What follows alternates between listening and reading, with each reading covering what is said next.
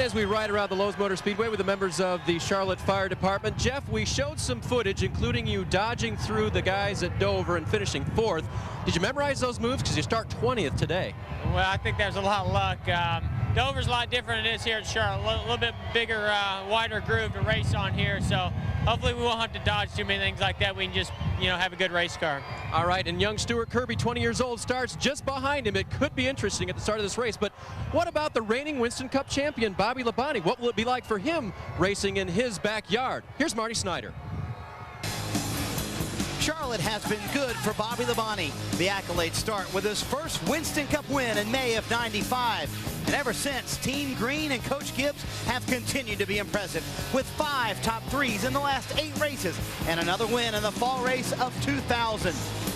But in May, after leading 75 laps in the Coca-Cola 600, Labonte spun out all by himself, leaving him wondering how to get back to Charlotte's victory lane.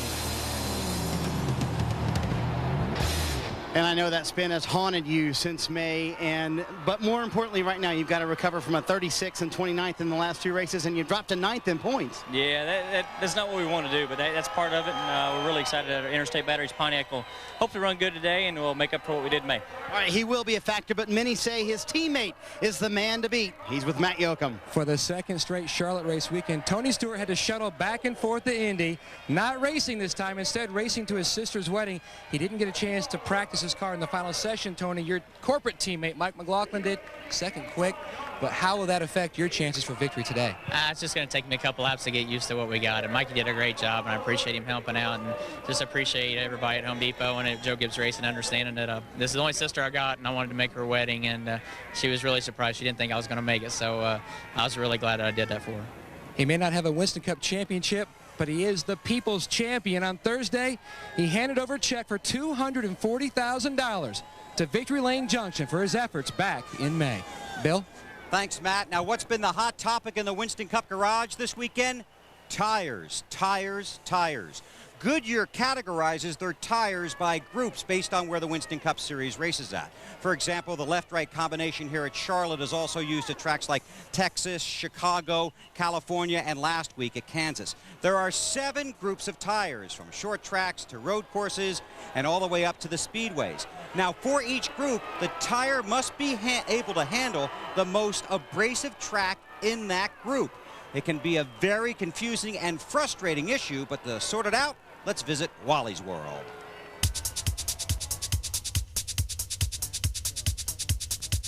Back here in the Goodyear garage, talk is tires. Recently, we've heard some drivers talk about not really being too favorable of this type of tire. Listen, as a driver, we want tires soft. We want them to grip. We want to go down the corner and that car really turn. That's not what we have right now. Goodyear used to build a tire specifically almost for each racetrack. But a couple of years ago, team owners got together and said, hey, listen, we need to consolidate these tires.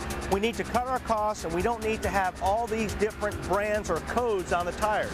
We talked to Greg Stucker from Goodyear. This is what he had to say.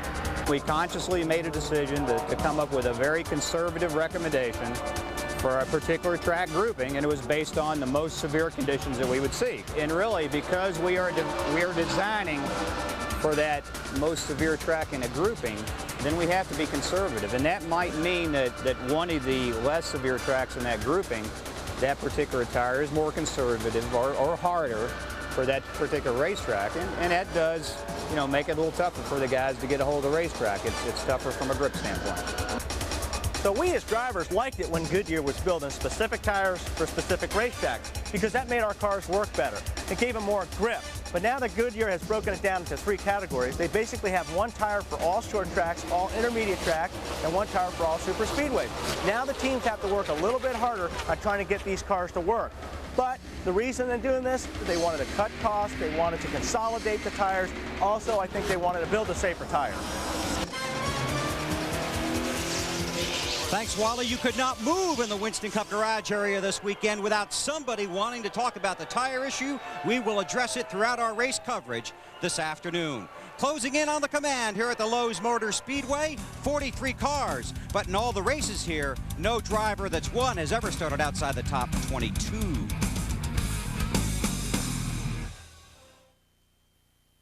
Everybody start your engines, line them up, let's put them to the test.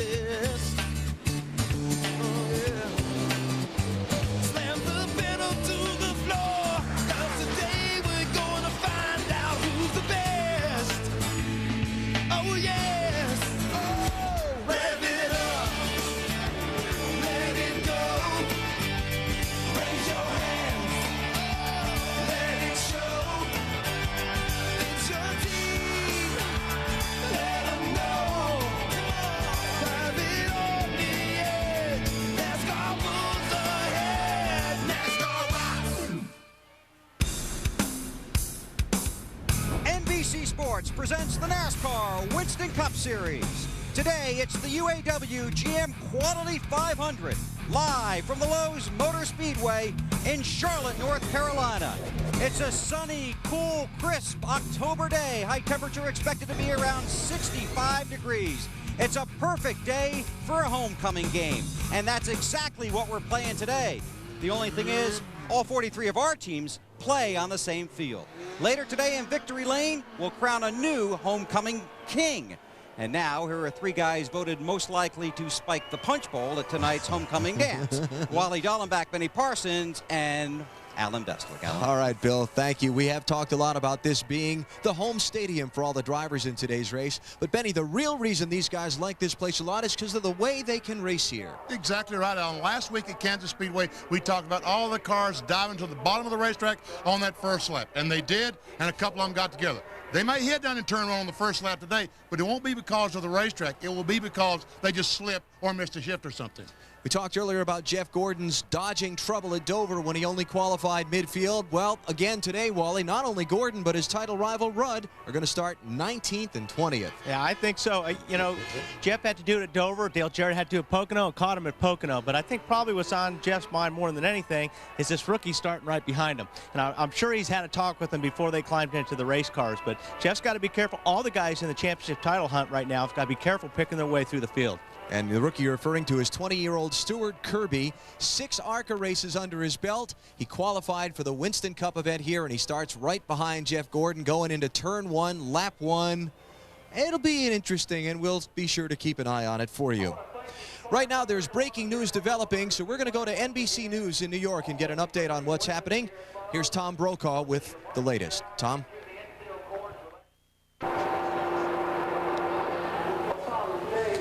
And we welcome those of you on TNT. We interrupt the programming scheduled on TNT because of breaking news events around the world. Our coverage of NASCAR is moving from NBC to here on TNT. And we're at Lowe's Motor Speedway, Charlotte, where the UAW GM-Quality 500 is about to get underway. Over 100,000 fans are here, and they've just been told of America's military actions getting underway against the Taliban and those in Afghanistan who are harboring terrorists. And so huge chance of USA and big ovations from the crowd here as they've watched the beginnings of the news events here on the Jumbotron screens and listened in on the public address system here at the track. While those news events are ongoing around the world, we will go on with business as usual here at the racetrack, which is the running of a 500-mile NASCAR Winston Cup Series event. 43 drivers are set to go, 334 laps around this mile-and-a-half track, and before the start of today's race, we go trackside for the traditional opening ceremony, including the invocation and the singing of the national anthem by Lee Greenwood. That gets underway momentarily. You can see all the teams and crews lined up on pit road, ready to pay their part in saluting America. A salute that becomes even more poignant now, knowing that our men and women in uniform are being placed in harm's way defending the freedoms our nation enjoys. Alan Bestwick here with Benny Parsons, Wally Dallenbach, and our entire NASCAR on TNT crew. Some 5,000 firefighters from around the country here as part of the Speedway's pre-race show today, named Power of Pride, a salute to the American firefighter. Earlier today, they led those on hand in the grandstands in the Pledge of Allegiance, as well as the singing of God Bless America. And these here today really got vocal when the announcement was made that the military action had begun. That was an awesome thing today when those firemen walked onto the front stretch from around the corners, 4,000 or 5,000 of them, a huge flag displayed in front of the start-finish line.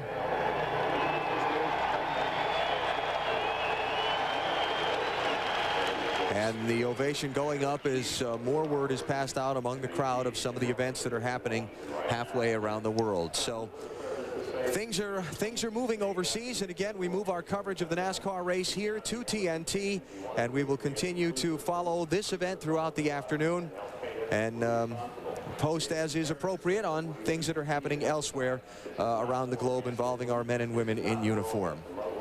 The field of drivers has already been introduced to the crowd on hand now. The man who will lead the field to the green flag is Jimmy Spencer. His teammate Todd Bodine is on the front row. And as we talked in our opening on NBC before, events of the world took precedence, Benny, this is one of the drivers' very favorite racetracks to compete on. Yes, it is, because this is home. This is where all the neighbors come to watch you race. I talked about on Thursday when we go to California, to Michigan, and to Kansas, and to Texas, and all the racetracks around the country, most of these guys are performing in front of strangers. But here, these are your friends and your neighbors that you perform in front of, and when you see them on Tuesday night cooking out in the backyard, you don't want to start explaining how come you finished 37th. You want to explain how you won the race. 8 races to go as far as deciding the NASCAR Winston Cup Championship. In Wally today, Jeff Gordon and Ricky Rudd, the 2 title contenders, find themselves side by side back on row number 10 of the grid, square in the middle of the field. Yep, they got some work to do. They're going to have to cut their way through the field, and hopefully they won't get caught up in any kind of accidents. But this racetrack, like Buddy said, this is a favorite racetrack of a lot of the drivers. This is what they call a driver's racetrack. You can't just run flat out around here. You really got to get the car to handle. So I think the best teams will be running up front when it's all over. Down trackside now. The traditional opening ceremony for today's race is about to begin. The invocation, and Lee Greenwood singing the national anthem before the 100,000 on hand. Ladies and gentlemen, one of the moments we've been waiting. Good job, sir.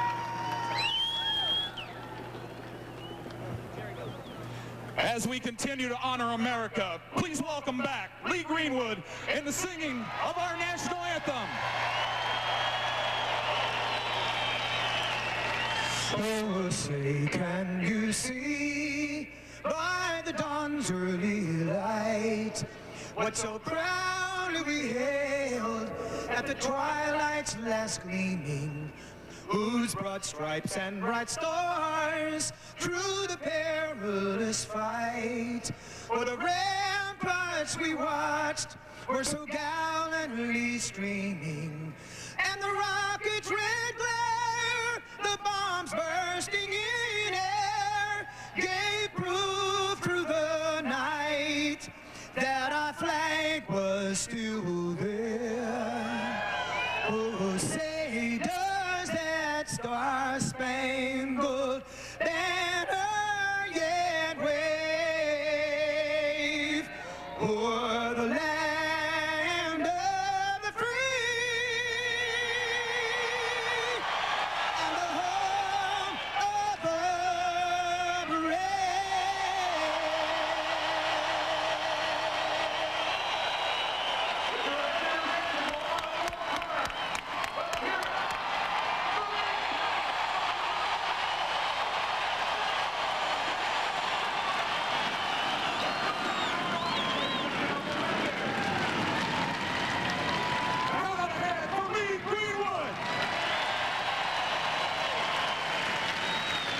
Race fans, the time has arrived for the command to start the UAW GM-Quality 500. Please welcome back our special guest from the New York Fire Department for those important words. Gentlemen, start your engines.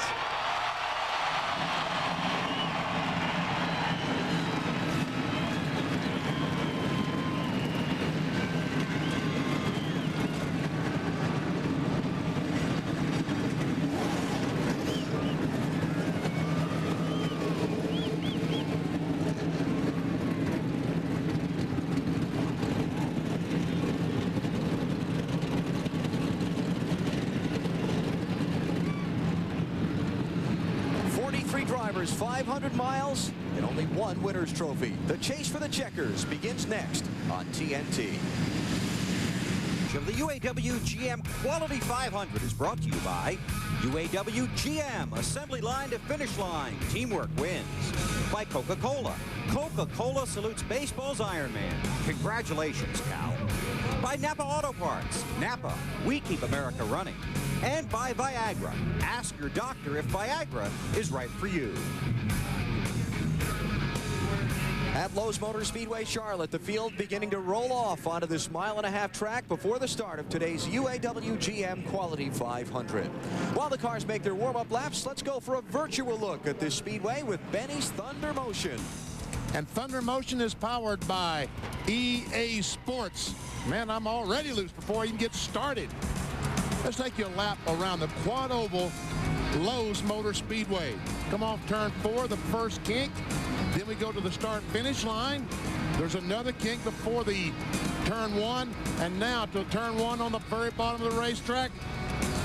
Man, I'm having all kind of trouble. Look, Bobby Labonte just has driven away from me. Come off turn 2.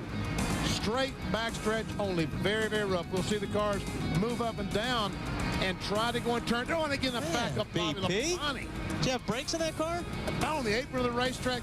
You know, I got to find me some 12-year-old kid that knows how to do this to teach me something about EA Sports Thunder Motion.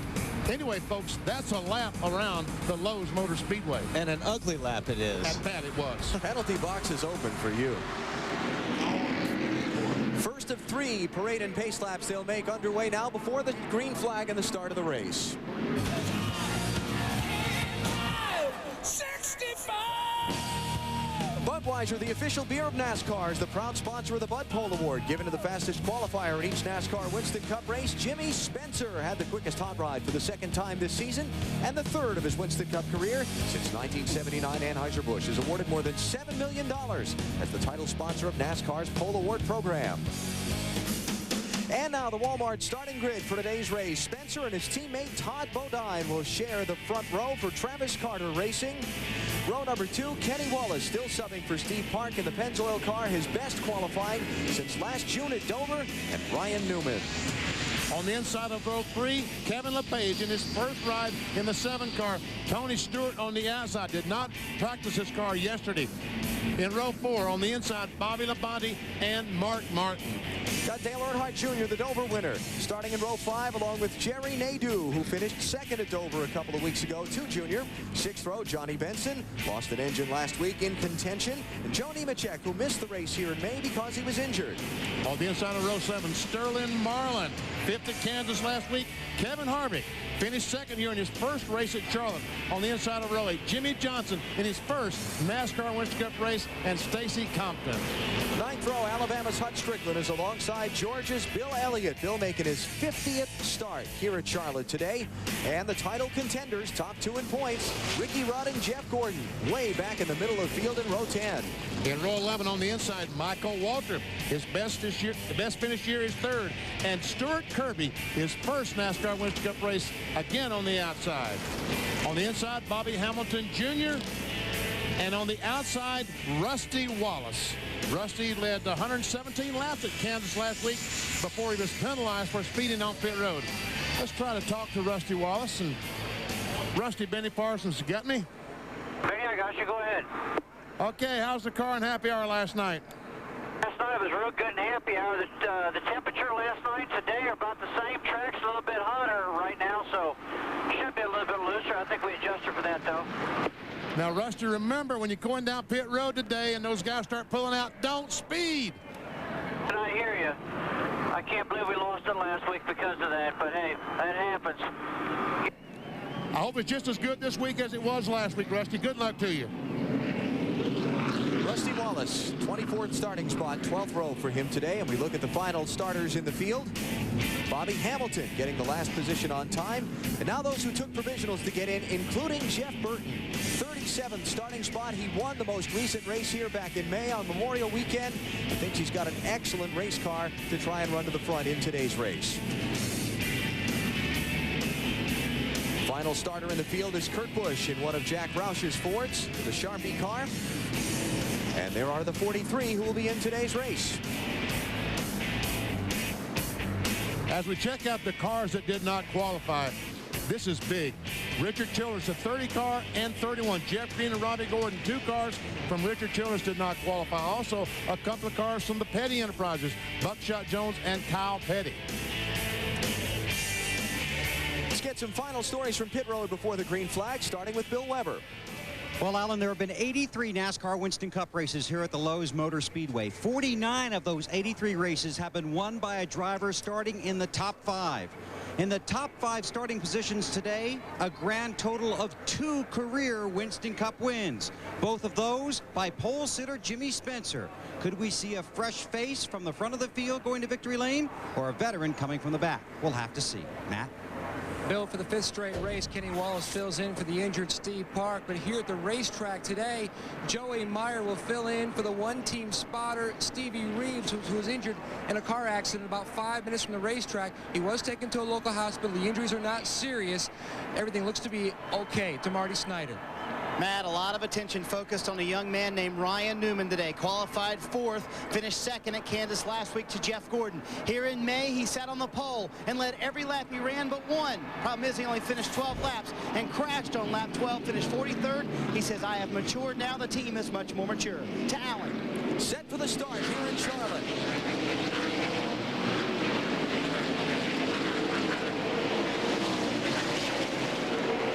And Stuart Kirby, the rookie, didn't get going. Gordon won't have to worry about him being behind him. Or maybe he did get going. Maybe that was just some plan of his to go to the back of the pack.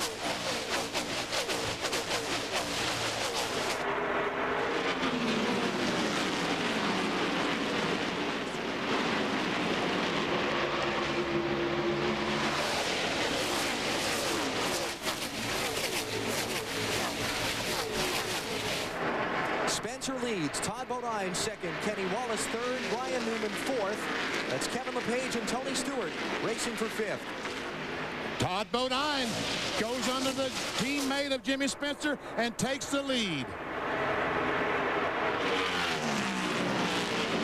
Still LePage and Tony Stewart side by side there for 5th. LePage in the 7 this week. Stewart in the 20. And we come to the strike to start lap 3 in our silent remembrance of all of America's fallen heroes.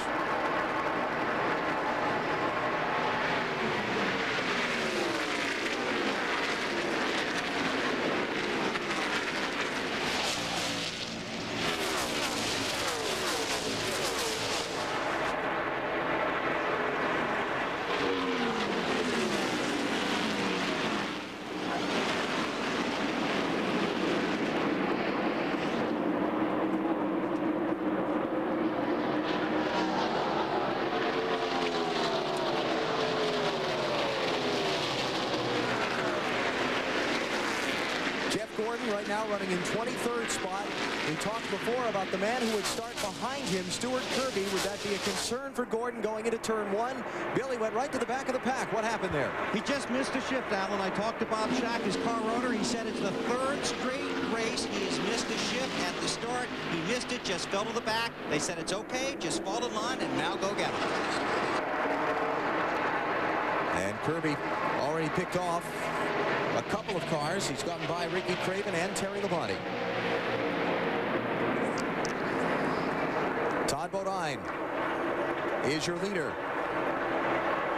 Spencer 2nd, Ryan Newman 3rd, Kevin LePage took 4th. It's Dale Earnhardt Jr. in 5th, and Kenny Wallace is sliding back. I've been watching Kenny Wallace in that one car. I don't know if that car is loose. It looks like it's loose. He's having a hard time. He was up high, hanging on that car. How about it, Dave? You know something? Yeah, he just radioed in, Wally. He is really, really loose. I talked to Paul Andrews, his crew chief, this morning, and the thing they were most concerned about was the practice last night ended at 6 p.m. It was very cool out here. Now the sun's out, and it's quite a bit warmer. They had to guess on the setup. Yeah, and the best thing for him to do right now is get away from these cars if he can. He needs as much air on that car by himself because the other cars are even making that car worse to drive. So right now he's in a good spot. If he can keep some distance in between the cars behind him, that'll help him quite a bit. Started 3rd. He's fallen back to 12th. Going to lose another spot. That's Jerry Nadeau in the 25.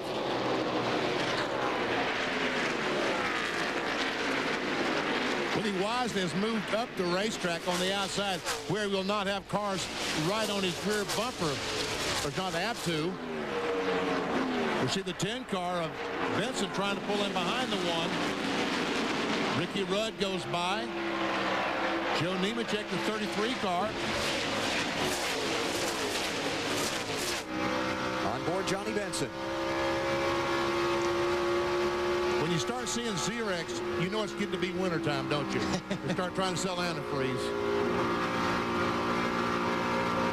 Benson running in 18th place, trying to take 17th from Kenny Wallace.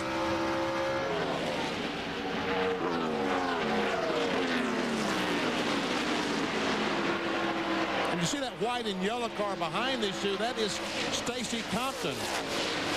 That's a paint job used about 25 years ago with Rick Hendrick when Jeff Bodine was driving for Rick Hendrick. Marty, what about the paint job? Well, it's a pretty nice paint job, Benny, I think, but this is a critical race for Stacy and his team. They had a good starting spot up in the 16th position, but they are searching for a sponsor, and they have not had much luck. They do have some meetings this week, but earlier this week, Mark Melling, the car owner, told Stacy Compton he could start looking for another ride if he needed to, that it does not look good for them to find a sponsor. They are still trying to find one, but things aren't going too well. One of a handful of teams who are struggling to find backing for next season, something they normally accomplish mid-summer instead of early fall. Speaking of struggling, Kenny Wallace has still got his hands full. And I'll guarantee you, he's waving his hand, probably telling these guys behind him, hey, get away from me. This thing is loose.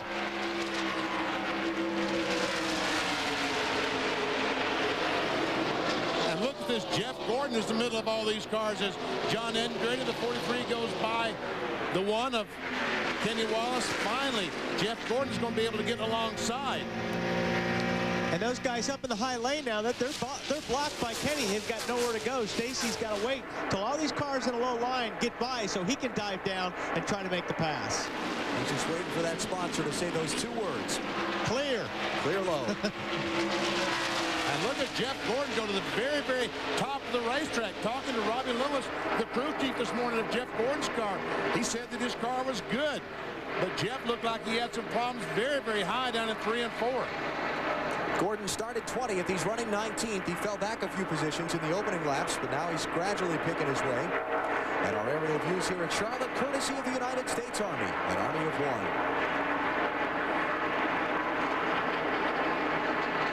Ricky Rudd, who started alongside Gordon in 19th place, has moved up to 15th now. Make it 14th.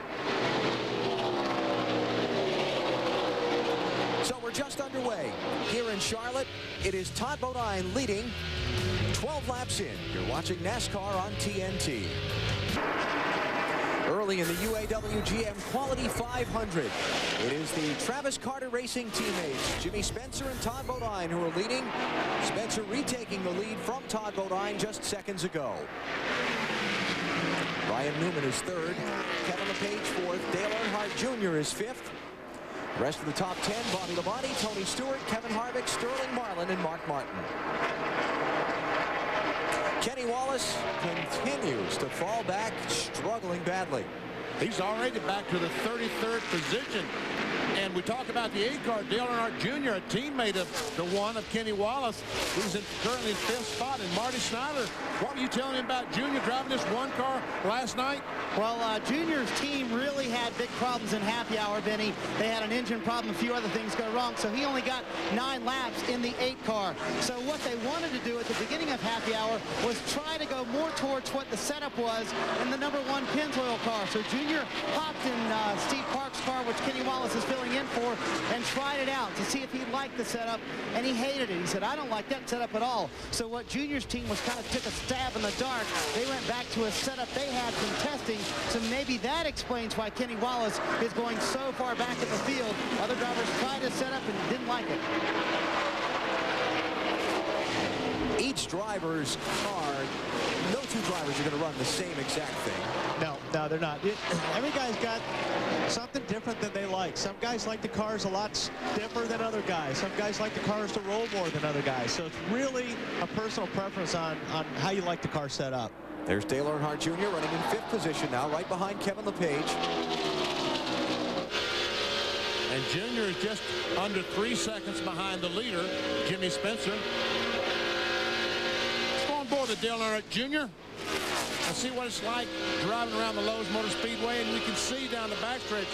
I don't guess this camera on the roof is going to show you just how rough it is going in the tunnel corner, going over the tunnel.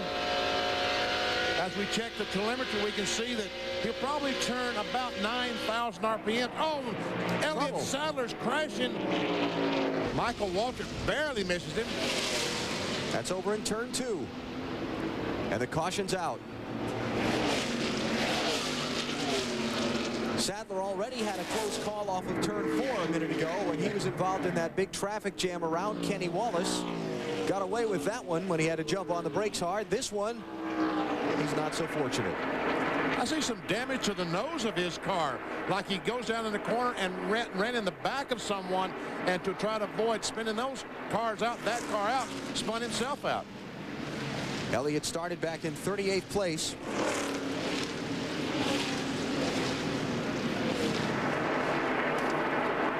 And it's going to be a long day for him.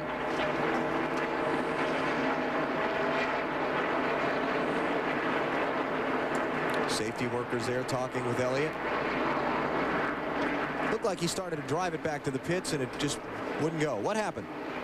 He's underneath somebody. It looks like the car just got loose underneath the 14 car of Ron Hornaday, which you'll see a lot of that here. If the cars get really, really close to each other going through the corner, the guy on the bottom is going to get loose because there's not enough air on the spoiler of that car. And that's what it looked like. We kind of caught it late there. What do you think, BP? Yeah, but let's see on board. Yeah, you're exactly right. I saw the damage on the nose of his car and thought maybe he had run in the corner behind someone and slammed on the brakes to avoid hitting them and spun himself out, but that was not the case. Just. Do you think that could have happened earlier in that deal over in turn 3 when they got in that traffic jam? Because he did get in the back of somebody over there. We're talking about that on the hood of his car. 23 laps in. Here come the leaders. Not surprised.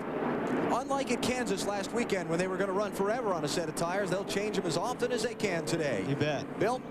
Jimmy Spencer is a little loose all over the racetrack. It'll be a slight wedge adjustment, 4 tires and fuel. Watch for guys taking 2 tires. Watch for a lot of traffic on pit road when these guys try to leave. They make the wedge adjustment. They go to the right side. They'll come around to the left, give them the left side tires. Obviously doesn't need much fuel. And Spencer will head back out. Came in as the race leader. Let's go to Marty. 23-year-old Ryan Newman parked on pit road, a little bit tight in the middle of 1 and 2, a little bit tight in the middle of 3 and 4. 1 round of wedge out of the left side. Today Burns. They're still working on Kenny Wallace's car. They made a wedge and a track bar adjustment. Kenny said, as we've already reported, loose big time, no grip at all, and he's gone. The 12 car, Mike Wallace, 2 tires. And, you know, I got to give Mike Wallace a call because he started 39th and had worked his way up to 20th when the caution flag came out. He's going to pick up some more positions with his pit strategy. Matt? Benny Dale Jarrett entered pit road in the 17th position. He took on 4 tires. They made a track bar adjustment. His car was loose up off the corner on the low side. When he would try to go the high line, it would shove the nose. They made a track bar adjustment and just 4 tires. No air pressure or wedge. Race off of pit road was won by Joe Nemechek. Spencer, Bodine, and Newman are the next in line.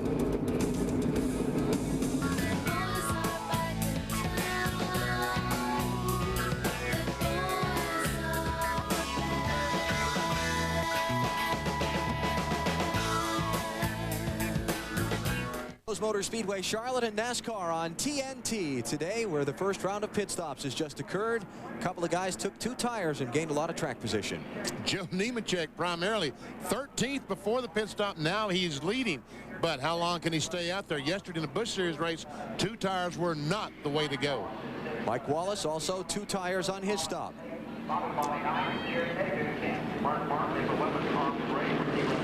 Let's go back and check on Bill Elliott, who had a little hiccup on pit road a minute ago. This is what happens if something goes wrong in the pits, how many positions you could lose.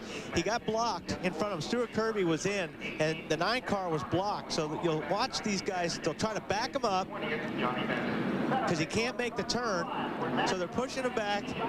Then he stalls it. Then he finally gets going. He's lost 20 spots there. That just a little slip like that. Elliott back in 35th place. He started up in 18th. Going green.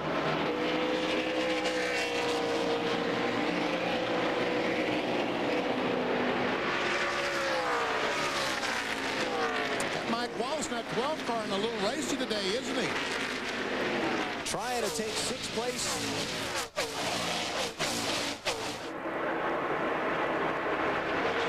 Make that 5th place from Dale Earnhardt Jr., and he does so. Nice little restart there for Mike. And And here's the battle for the lead. They're 3 wide as Todd Bodine on the outside almost hits the wall. But he takes the lead. Spencer to second. Bodine up scraping the paint off the wall. Jimmy Spencer was wiggling loose underneath Nemechek, and Joe must have been sitting there going, this isn't good. Joe had his eyes closed. Yeah, we talked about the fear factor in that pre-race show today. That was fear factor. Nemechek in the middle of those two. And like you said earlier, BP, it'll be interesting to see how long he can hang there in third spot. Because 2 tires is not the way to go here, especially when everybody else is taking on 4. But it's a great way to pick up a bunch of spots, and that's what they did. They gambled. Ryan Newman, 02 car, finished second at Kansas last weekend, hunting around for a spot. And 28 car Ricky Rudd is suddenly off the pace dramatically. And he has a bunch of cars jammed up behind him. Another car, BP, that looked like he may be loose right now. Rudd second in the championship to Jeff Gordon coming into the race, 222 behind. 8 races to go. Can't have a bad day. Cannot have a bad day today. Looks like Rudd has now moved up the racetrack to that high groove and is able to maintain the speed a little bit better. As I say that, Jarrett goes blowing by, and Andretti tries to. Ricky in 21st spot now.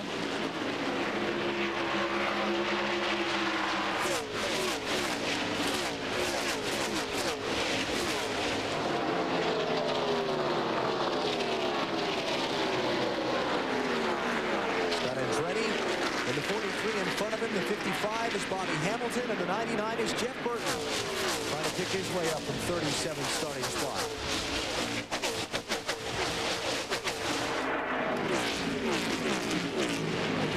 Rusty Wallace is way back there too, right in the middle of that group. Yes, Rusty in the 2 car has been struggling all day since the very start. But Ricky Rudd seems to be struggling awfully bad now. Bill, what's the problem?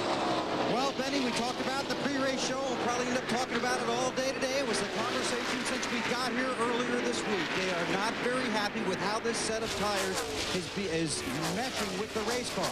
Ricky had no problems. Car was running well. Came in, just put the 4 tires on it. Now the car basically won't go where Ricky wants to put it. And they're 3 wide in turn 3. Jarrett and Andretti, I guess, almost crashed off turn 2 as they got off the gasoline. That bunched all the cars up behind them. Change for second. No, Joe Nemechek getting back by Jimmy Spencer. And Ryan Newman goes by as well. I see Mike Wallace, another car that changed 2 tires. He has gone backwards since the restart. As Junior's been able to get by, several cars able to get by Mike Wallace. It looks like the Nemechek 2-tire change is working well. Well, you know, come to think of it, they really didn't have that many laps on the left side tires. They had 22 laps. So 22, yeah. Probably a pretty good call by Andy Petrie and those guys to do that. Mike Wallace is backed up to the 12th position from 5th place. And this is the 4th place runner, Dale Earnhardt Jr.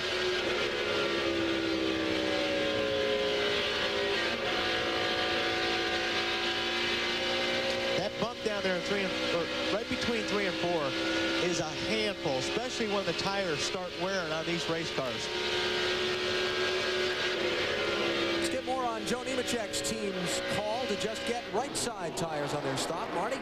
Yeah, bold call, Alan, and I don't think they knew how the car was going to react. He was loose before. Cars seemed to be coming in pretty well. And remember yesterday in the NASCAR Busch Series race here on TNT, Nemechek was one of the cars that took no tires and stayed out there. So they're really surprised the car's working this well right now. They did make an air pressure adjustment, and it's really coming in, although Ryan Newman and Dale Earnhardt Jr. just passed him on the racetrack.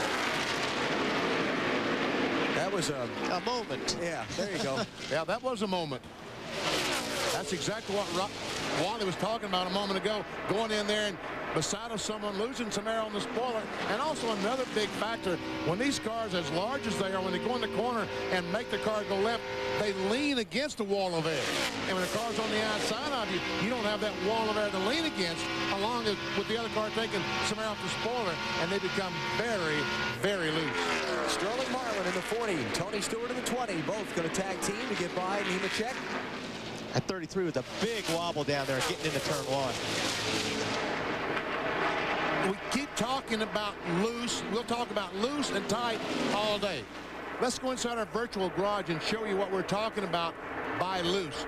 Car goes in the corner, preferred line on the very bottom, and all of a sudden the back end will just kick out.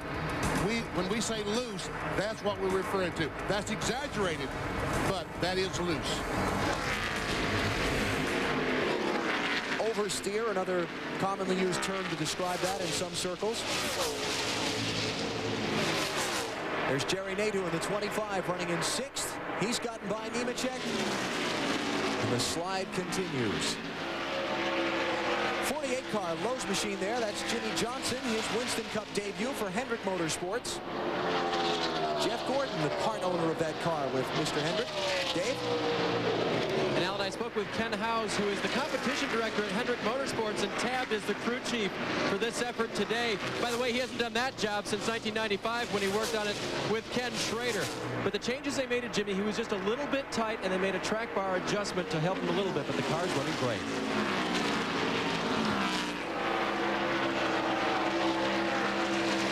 That 48 car is carrying a slogan on the side of it called Power of Pride. That's a program that the Lowe's folks are doing in which they're raising money lap by lap that he races today, along with another $4 million that they've collected to contribute to the 911 fund, relief fund for the families of those lost in the tragedies of September 11th in New York and Washington and Pennsylvania. And the power of pride. He must be very prideful right now, talking about the 48 car of Jimmy Johnson as he goes by Spencer and takes over the 7th position. We saw Dale Earnhardt Jr. just a moment ago. He has moved into the 2nd spot, getting by Ryan Newman.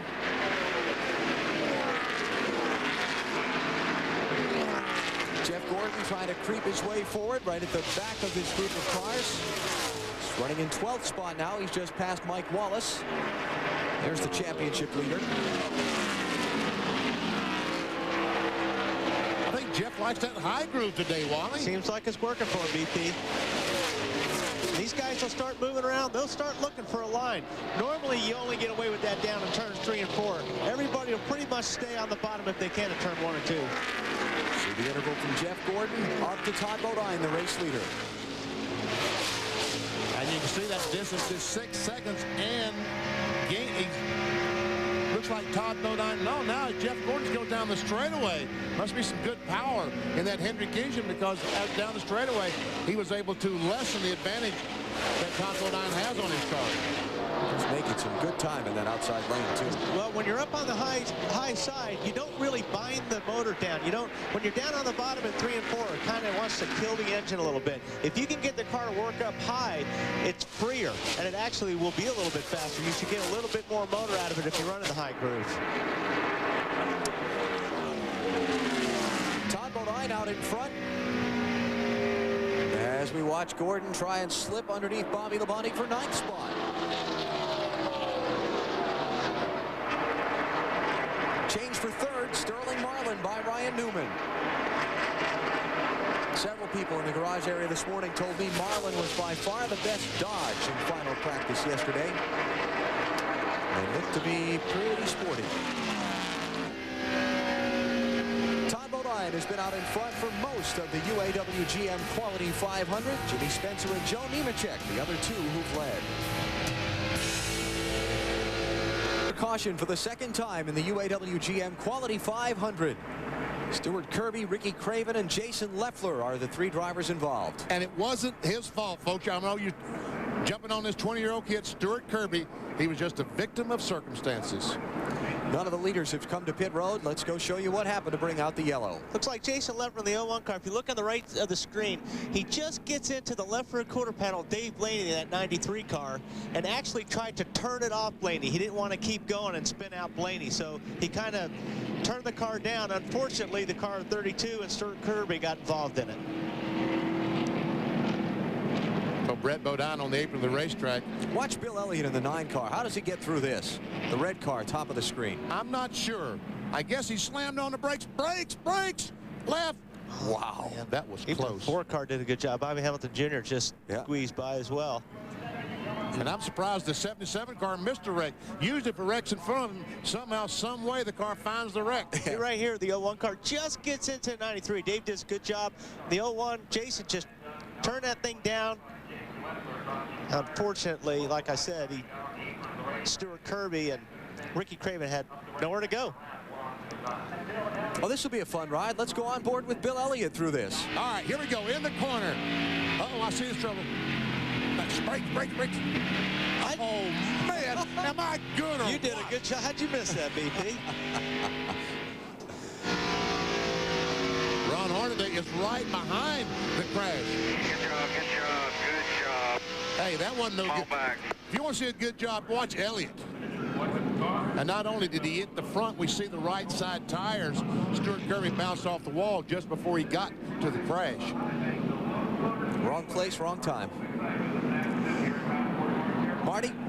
Well, pit road is still closed, guys, but I think a lot of the leaders will come down when it does open up.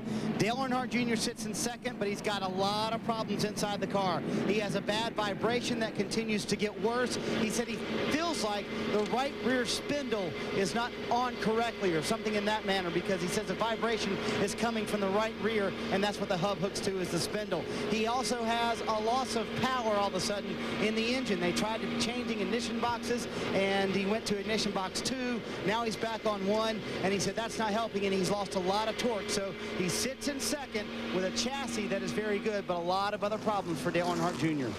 And they changed that. He has not been on the racetrack. Marty, has he been on the racetrack with this engine in the car? He has not, Benny. They had the engine problem during happy hour, and they did not test this engine before the race today.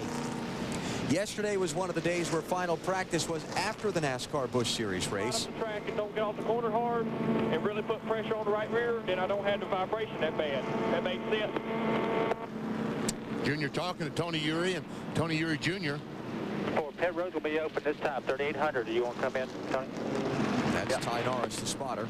For pitting, 4 tires. What I want to work on is just trying to get a little bit of the push out to the center of the corner, just a little bit.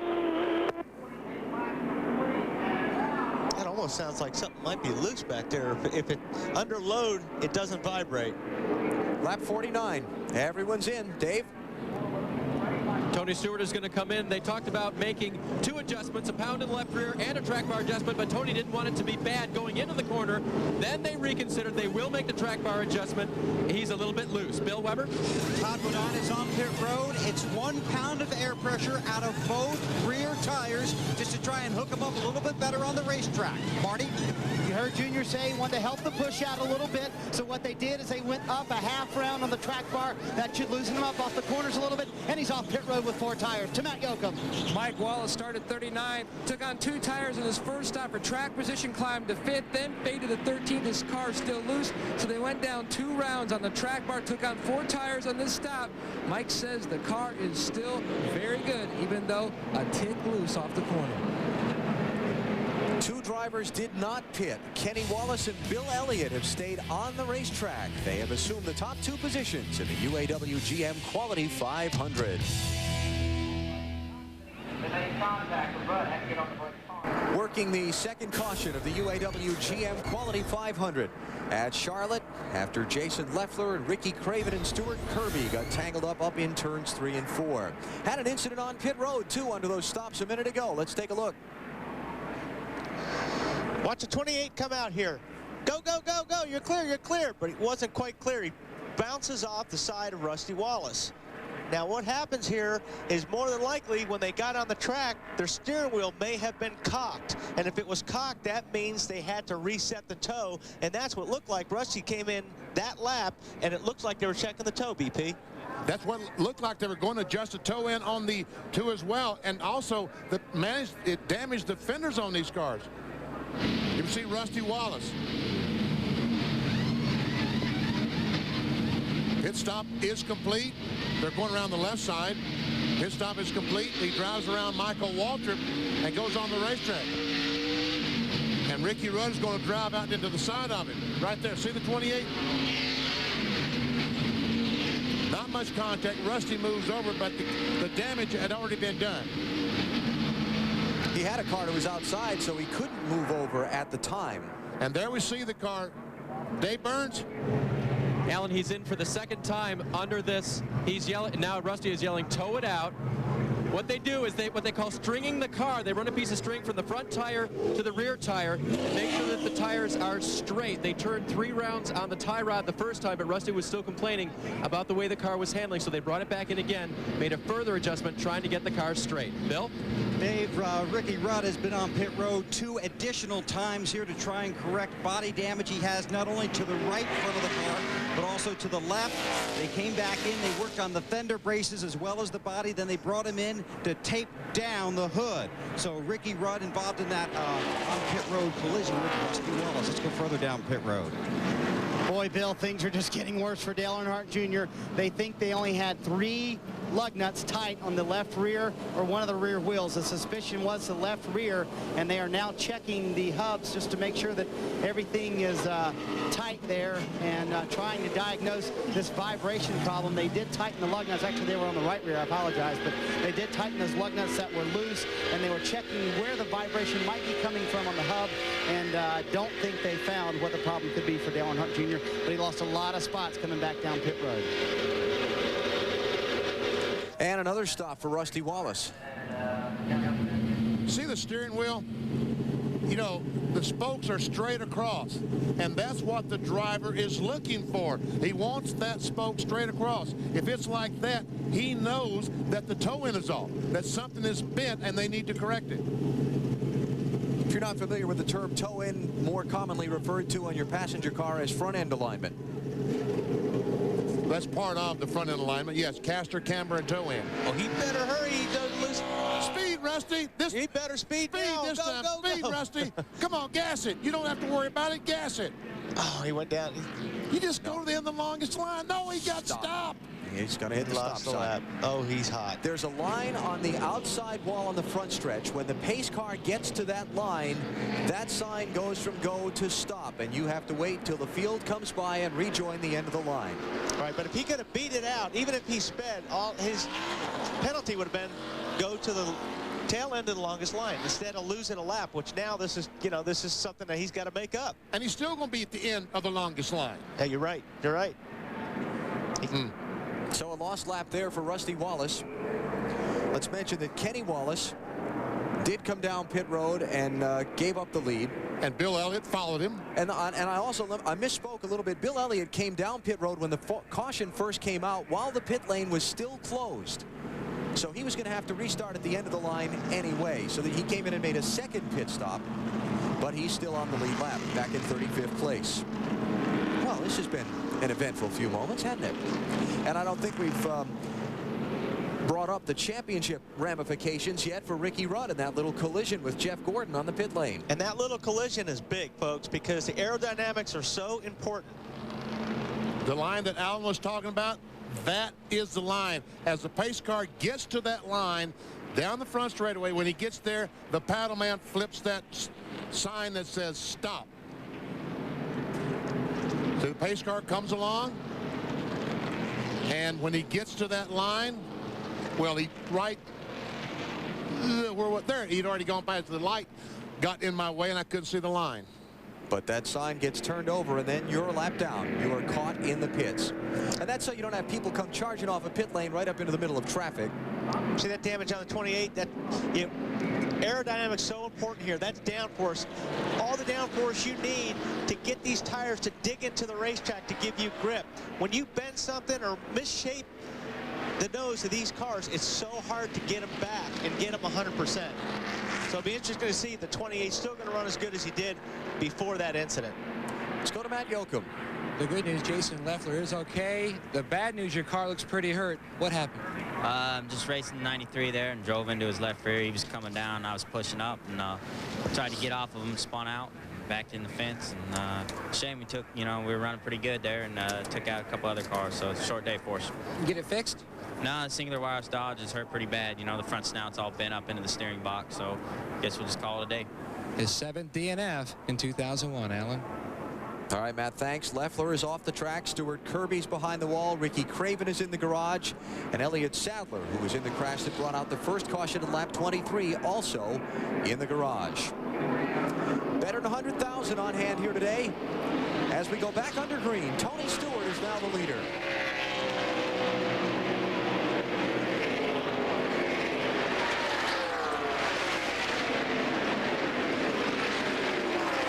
Marlin, you know, what's up with this 40 car? It just seems like that he never gets a really good restart. You're right, BP. Could have lost the race, or it may have been one of the reasons he lost the Brickyard 400, because he didn't get a good restart. And we see Todd Bodine trying to go by on the outside. Bodine, the leader before the pit stops, moves to second. At Indy in the 40 car, I think he had some vapor lock when the fuel just boiled and he got some air bubbles in there. But as cool as it is here, you would think they would not have that situation. Matt, what about the 40 car? What are they saying? Well, Benny, one of the problems they've had all year is the restart issue. So they actually, after Indy, went to Kentucky and worked on a lot of different transmission gear ratios, trying to find the right gear ratios for the restarts. They thought they had the problem fixed. Evidently, they didn't. You know, if you don't have quite the right gear, Bennett, you know, if you've got a tall gear, you've done it, we've all done it. You know, you got to ride the brake. If you're in first gear of the restart, you need to ride the brake and push on the gas as much as possible, so when they do throw that green flag, you got the RPMs up. It's real difficult if you have a tall gear, and that may be some of the 40's problems. As a matter of fact, I talked to Tony Glover this morning, and you're right, Wally. They do not have as much gear in the back of that car as some of the other cars that I talked to. Marlin running in third, behind Tony Stewart and Todd Bodine. He's ahead of Mark Martin, who's now in fourth. Ryan Newman is fifth. And you see Martin there pulling down to the inside and letting Newman go on by to pick up a spot. Looking down on Charlotte from the U.S. Army Skycam, an army of one.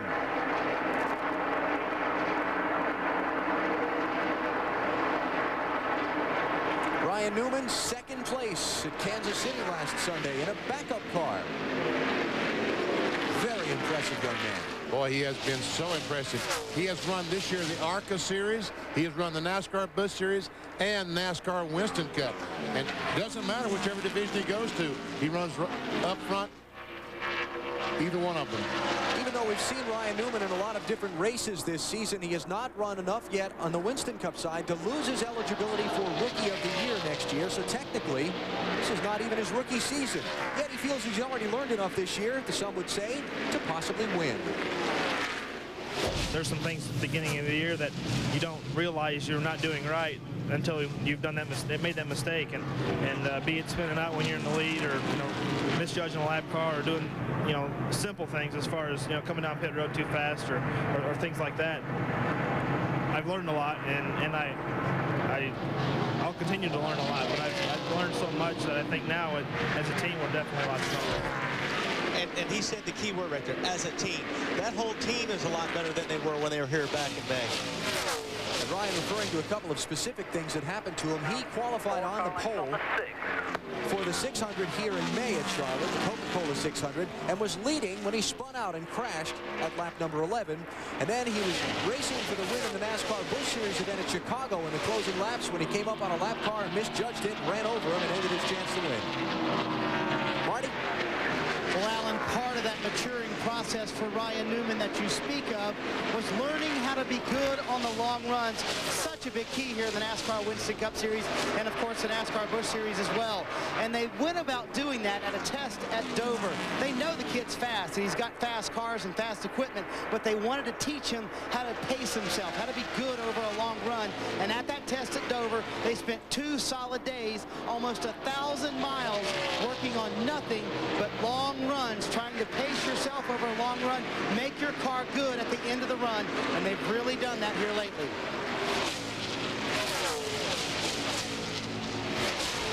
Second place. Marlin back on top of Bodine. And watch him drive down in the corner. What a terrific, even clears him. Clear high. Clear high is right. Clear all around. Good job. So Marlin third, Todd Bodine fourth. Excuse me, that's second place. Did I say that was third? I'm sorry, second place there. Bodine Klein third, Newman fourth, Mark Martin fifth, and the last car in that group is Jerry Nadeau, who's running in sixth. Tony Stewart is the race leader. 64 laps, closing in on 100 miles here in Charlotte on TNT.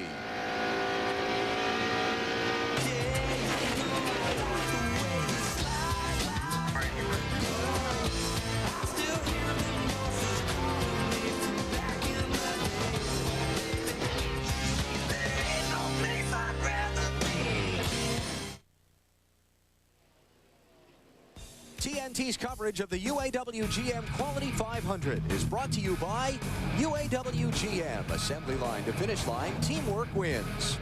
By Coca-Cola. Coca-Cola salutes baseball's Iron Man. Congrats, Cal. By Napa Auto Parts. Napa, we keep America running. And by Viagra. Ask your doctor if Viagra is right for you. Just crossed the 100-mile mark here at Lowe's Motor Speedway, Charlotte, on a very crisp fall afternoon. Temperature in the mid-60s, ideal conditions for racing, and Tony Stewart making the most of it right now. You know, see, looky here, the 25 car, Jerry Nadeau, go by Todd Bodine. The 66, that is for the fourth position. Ryan Newman trying to take away fifth, and Jimmy Johnson trying to take away sixth. Very impressive for Johnson in his Winston Cup debut so far. In the top 10. His boss, Jeff Gordon, is behind him. I'm not sure that's smart, outrunning the boss. That might be. Some stories from pit road, starting with Dave Burns. And Alan, we've already talked about the 48 of Jimmy Johnson and how he's from Hendrick Motorsports and Jeff Gordon ownership, and that's all a brand new thing. Well, the guys working on the crew are assembled from Hendrick Motorsports, guys who have worked on pit crews before. They have Craftsman truck teams, they have other Winston Cup teams, including Jeff Gordon's, and they practice pit stops all the time, inserting guys here or there so that at any point, anybody can take over someone else's job. That's how this pit crew is put together today, and their stops haven't been bad. They haven't been great because they haven't worked together a lot, but they've been pretty darn good. Matt? Dale Jarrett is currently riding in the 10th position. Standing in his pit is Rick Matz, still in his street clothes, which is good news for Dale Jarrett fans. DJ reporting in, he feels very good inside the race car. Reporting in about his race car, the car is neutral and good. No changes on their last pit stop, just 4 tires. To Marty Snyder. Well, Matt, Dale Earnhardt Jr.'s team finally diagnosed the problem with the vibration. They think it is a warped brake rotor in the right rear. When Jr. hits the brakes, he feels the vibration. About 15 minutes ago, a very animated team meeting led by Tony Uri Sr., in which he charged his guys up and also told them to get their head back into the game. Jr. on the radio said, guys, we have a good car. You've got to give me a good stop, and gave me some track position on the next one. To Bill Weber. Well, here in Ricky Rudd's pit, it's a very frustrating afternoon, although it's still early in the race. Ricky had that contact on pit road with the 2 and the 92, so I climbed up on top of the pit box to ask Michael McSwain, his crew chief, how bad is your car? He looked at me, and I just climbed back down. They've got the aerodynamic damage, and they have some handling problems, basically based on their setup. But McSwain is always cool under pressure. He said there's a long way to go. So Ricky's got a long way to go to get to the front, too. Yeah, sure does, Bill. Ricky was back in 35th place when they came off of pit road after the restart. He's gained a few spots, but it's just ironic that it was a 28 and a 2 that hit after the problems they've had over the last month or so. Yeah, remember back in Dover, Ricky Rudd was leading the race. He came up to put a lap on Rusty Wallace. They made contact, and then Rusty spun Ricky out. Let's go back and take a look at that. This was a couple of Sundays ago, up in Delaware on the Monster Mile.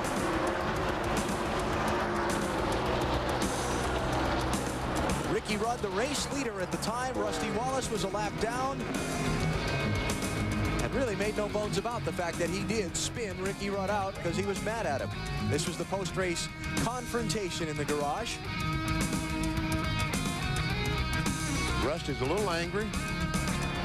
But again, the incident on pit road had nothing to do with that. It was strictly a racing accident. Yeah.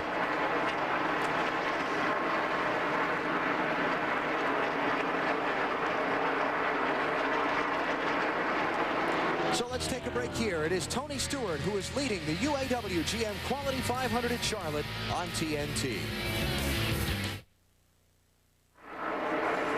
81 of 334 laps complete. Lowe's Motor Speedway Charlotte and the UAW GM-Quality 500 on TNT. Our Wendy's race menu.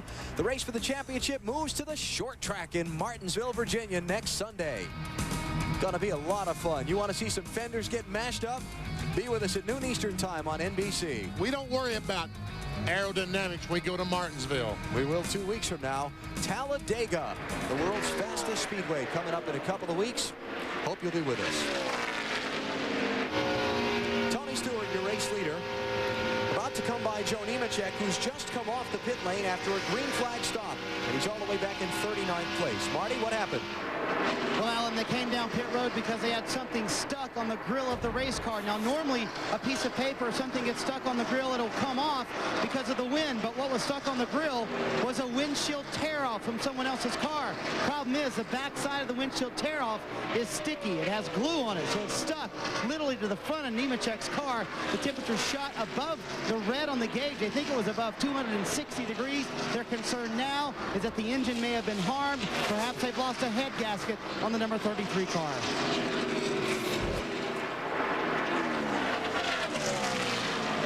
That's too bad for Joe.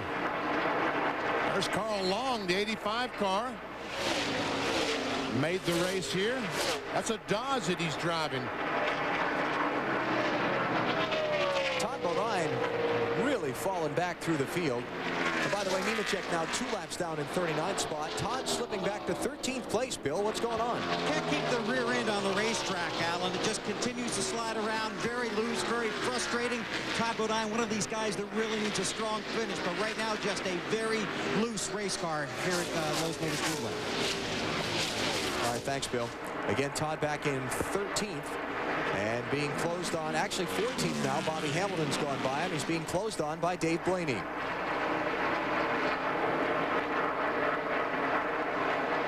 Jeff Gordon, Dale Jarrett, 8th and 9th place for the 24 and 88 cars. We see Sterling Marlin currently in 2nd spot. And, you know, we talk about Dale Earnhardt Jr. and the brake rotor they think might be out of balance. We have a chassis cam on board the Coors Light Dodge of Sterling Marlin. And here is the brake rotor that we're talking about. And it spins at considerable RPMs. And for just if it's out of balance the least little bit, you will get a tremendous vibration. We see that just how rough it is here. Last week at Kansas Speedway, we had the onboard camera. Last week at Kansas, onboard a Busch car driven by Christian Elder. And see how little movement. And watch here at the Lowe's Motor Speedway. Just how rough this racetrack is. It's a big difference. It's a big difference sitting in that car and feeling that. Very bumpy here, especially there's a pretty big bump going in between 3 and 4. There's also a bump down in between 1 and 2. And the reasons for the differences in the roughness of the surface. This track was built in 1960 and that one was built in 2000. Right, this track is settled here and there a little bit more. Yeah, a few bumps where it has settled. And those bumps had a little bit of a hand in deciding the outcome of yesterday's NASCAR Busch Series race here. Yes, it did. Like I said, when you get over those bumps and your tires are worn out, it's tricky. The car is hard to handle. You'll see some of these guys running the high line in 3 and 4 just so they don't have to run through that bump. Now, as Sterling Marlin comes off turn 2 and goes down to the tunnel that goes under the racetrack, watch as he goes across that. See that big bump there? That was a tunnel. And the drivers all complain about just how rough that was, and it upsets them trying to get down into turn 3. Part of the challenge. Part of the challenge is right, especially to get these cars to get some traction.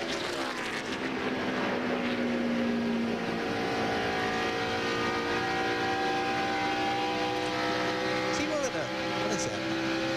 Is that a rear bar he's got hooked up right here? Yeah. It's right here. There's probably a bar there. I doubt very seriously that it's hooked up. And you see this, you see the fan belt and the pulley there? That is a pump that pulls the fluid out of the rear end, goes to a radiator, cools it, and puts it back. They have to cool the fluid in the rear gearing, otherwise it would just overheat. And I mentioned the bumps in turn 3, partly deciding yesterday's NASCAR Busch Series race. Matt Kenseth was trying to stay in front of Greg Biffle, sailed his car off into turn 3. It started to get away from him. He hit the bumps, and it completely got away from him. And Biffle went on by to score the win. Let's go back and take a look at it. This was the end of yesterday's 300-miler. Kenseth in the 17, Biffle in the 60. Oh, and you think that the 60 gets to the back of him. Not the case. Matt Kenseth said, the car was loose. I tried my best to stay in front. I couldn't keep up with it. Tony Stewart, the leader, out in front by 1.87 seconds over Sterling Marlin. Jerry Nadeau has just taken third from Mark Martin. You're watching NASCAR on TNT. Well, folks, everything will be decided today. If you want to win in today's world. By Wendy's Bacon Mushroom Melt. When you gotta have one, you gotta have one. By the Home Depot, the official home improvement warehouse of NASCAR. And by Conseco. Step up.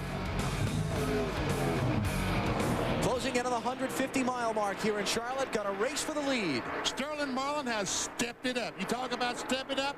How about taking the lead off turn 4? Still got the 4 up there. Clear all around. Clear all around. Marlin, the 6th different driver to lead. Marty? And Alan, this long run really helped Sterling Marlin. In happy hour yesterday, they set their car up to be good on the longer run. This is the first true green flag run that we've had for a long period of time, and they're feeling like their car is just now showing what it can do. It's definitely showing up on the stopwatch. They were coming up on 50 laps on this set of tires. At about 47 right now. Bobby Hamilton Jr. driving the 4 car this week. Let's find out what's going on with Stewart's camp, Dave. I just talked with their crew, Alan, and I asked, why is he having trouble now? And the only word was, the car likes clean air. And since he's been in all this traffic, they say that is why Sterling Marlin has been able to catch him. And when they're talking about clean air, we kind of touched on it a little bit earlier. When you're all by yourself, you're getting all the air on your car. Nobody's robbing you of air. When you get close to, like he's right close to the 40 car, he's got some air that's not being put on his nose, so it's making it harder for him to turn. So when they say clean air, you need to be about, I'd say 4 or 5 car lengths away from the next guy to just have all that air to yourselves to push that car into the racetrack and make it grip. What about when Marlin goes way high in the corner and Stewart's trying to stay low? Does that help him with that air? Oh, yeah. Yeah, like right now he's good. Tony doesn't have any problem, but now they'll cross almost when they get off the corner. See how the 20 car comes back up underneath the 40, then he hits that wall of air coming off the car of Sterling Marlin. There's the coach, Joe Gibbs. Tony Stewart and Bobby Labonte, his 2 drivers, running in 2nd and 8th right now. Had a big Toys for Tots fundraiser at their race shop in Huntersville, North Carolina here the other day. Had hundreds and thousands of people turn out to bring toys to be distributed as part of the annual Toys for Tots campaign. I wondered how long it was going to take Tony Stewart to move high on the racetrack. Sterling Marlin moved high about 20 laps ago and really cut into Tony Stewart's lead and took the lead. I wondered when Tony would try it. He tried it down that time. I don't think he liked it. Look how much ground he lost. Yeah, I don't think that worked for him, but that's what you got to do, especially when you're following a guy and you see him in a totally different line. You say, man, I've got to try that line. He obviously went up there, probably didn't like it. We'll see where he runs this time. Back down to the bottom. Tony's not a top of the racetrack guy. You know how some guys just like to run that high lane, like Michael Waltrip. He'll be one of the first to go searching that lane out. Tony, about every place these guys race, likes to make his car work at the bottom of the track. 6th place here, Jeff Gordon and Dale Jarrett. This battle is 9 seconds behind Sterling Marlin, the leader. And Jeff Gordon's been on that high side all day long. That time he cost him a position as DJ drives by on the inside. Weber, what's going on with Gordon? I could have predicted that one. If you'd be quiet for a second, you big dummy. Sorry. Well, that's only because I just talked to the crew. But what it is, after 40 laps, Jeff radioed in and said the tires are just gone. He's sliding all over the track. They saw DJ coming. So I could have said, Benny, watch. I think the 88's going to go by the 24 24 without a problem, and he might lose a few more positions here before he gets to pit road. All over the racetrack on that Chevy. Yeah, you're right, Bill. It looked like the 24 car just moved up the track and let the 88 go. Because if you're sliding there again, you don't want somebody right under the rear bumper because he's going to make you arrow loose. So Jeff did the smart thing, just let the 88 go. And for Dale Jarrett, not bad for a guy with a broken rib. If you've never been in a race car, it's kind of hard to describe the G-forces and the pounding that these guys. But we've got about 9 laps, 8 or 9 laps till we get tired for you. Robbie Loomis talking to Jeff Gordon. It's hard to describe the G-forces and the pounding that these guys take in the seats under the best of conditions. Well, also, like you said, Alan, the seat is very tight. It's formed to you. So you're looking at Dale Jarrett right now inside the 88 car, and you can see all this bouncing around. And as Benny was showing you the right rear spring, what's going on in the racetrack, well, that's all going through the seat. So fortunately, if you're going to have a broken rib, it's better to have it on the left side. I think the biggest thing that probably hurts BP is when they drop that jack during a pit stop. Oh, you know that it does, because it goes down violently. And he told me that one thing that really hurts is a thumb that he sprained, because, you know, gripping that steering wheel, you really have to use your thumb. Matt? Well, Benny, I was talking to Todd Parrott, Dale Jarrett's crew chief, before the race, and he was showing me the driver's compartment where DJ sits. To help his comfort level today, they added a different right side headrest, very similar to Jeff Gordon's. And they also did some work on the upper left shoulder area of the seat, just to try to help his comfort level, give him a little more room in the seat, in the shoulder area, so he can maneuver a little easier in the seat and with a little less pain. Dale Jarrett running in 6th place now. 9 seconds behind Sterling Marlin, who's the race leader. We're coming up on a set of pit stops, so we'll take a break here and come back with more. Seco NASCAR Fantasy Challenge. Pick your own team of drivers and see how you match up against other fantasy teams. Log on today, and you might just win a replica of the number 14 Conseco Winston Cup Pontiac. Jeff Gordon is on pit road under the green flag. Bill Weber. And this is the first of the scheduled stops, although this is about 8 or 9 laps earlier than they had envisioned. It's just that Jeff's car was way too tight. It's an air pressure and chassis adjustment, and his car, as we talked about a few laps ago, sliding up the racetrack, losing too much position. He'll have the freshest tires, does a good stop, and gets back out. So Jeff Gordon leads what will be a long parade on pit road. The 25 of Jerry Nadeau, his teammate, now on pit road. They go around to the right side. Nadeau's car has been handling fairly well so far this afternoon. And they'll come around to the left. Again, these are all scheduled stops, although a little bit earlier than we had imagined. Dave? Got a car in the wall, Bill. Caution. Car in the wall in turn 2. It's Dave Blaney. Caution's out. Oh, what a tough break for these guys. And what a big moment that is in the championship for Jeff Gordon and Ricky Rudd. What's Blaney doing? He's trying to get the car to move. I don't think he can get out that way. Yeah, I was going to say he's spinning it off the wall so he can get out. That's a good idea. Saw the window net go down, so in a moment we're going to see Blaney, but that's some heavy damage to that left side. Looks about like Dale Jarrett's car from last week at Kansas. Jeff Gordon is trapped a lap down. And I don't think Sterling Marlin is going to let him have his lap back like we've seen some other cars. Let other drivers have the lap back, you know, slow down and let them pass them. I don't think Jeff Gordon's the guy you want to have to let him have a lap back. See all the fluid coming out of the car? That's from a broken radiator. A lot of guys just had a very bad break there, not just Gordon. Ken Schrader had moved up into the top 15. He made a pit stop just before Gordon did. Jerry Nadeau, Jimmy Johnson, Kevin Harvick, John Andretti, Matt Kenseth, Brett Bodine, and Ron Hornaday all had been on pit road under the green, and then the caution came out. Marty?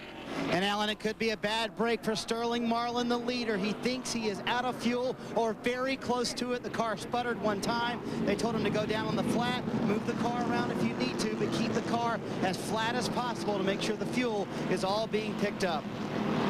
You got to get down there one more lane there, Sterling.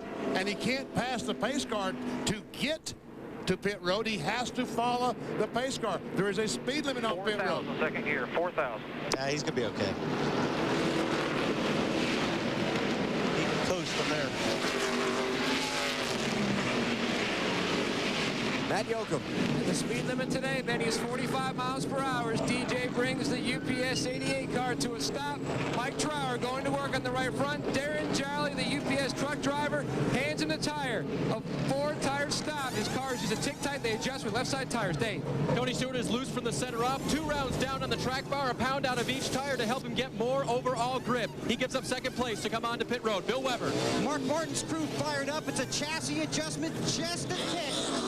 Marty? Sterling Marlin is here. He made it all the way to pit road. They made one wedge adjustment. The car very good for Sterling Marlin, and a quick 4-tire stop for the Coors Light guys.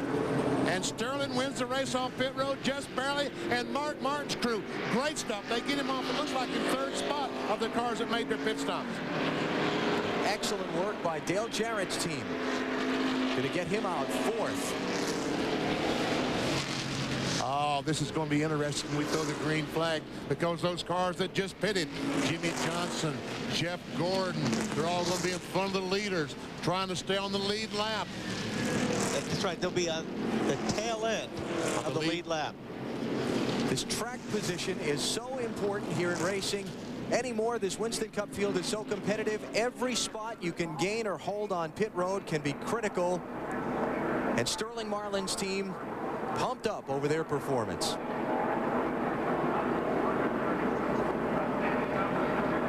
Check this out.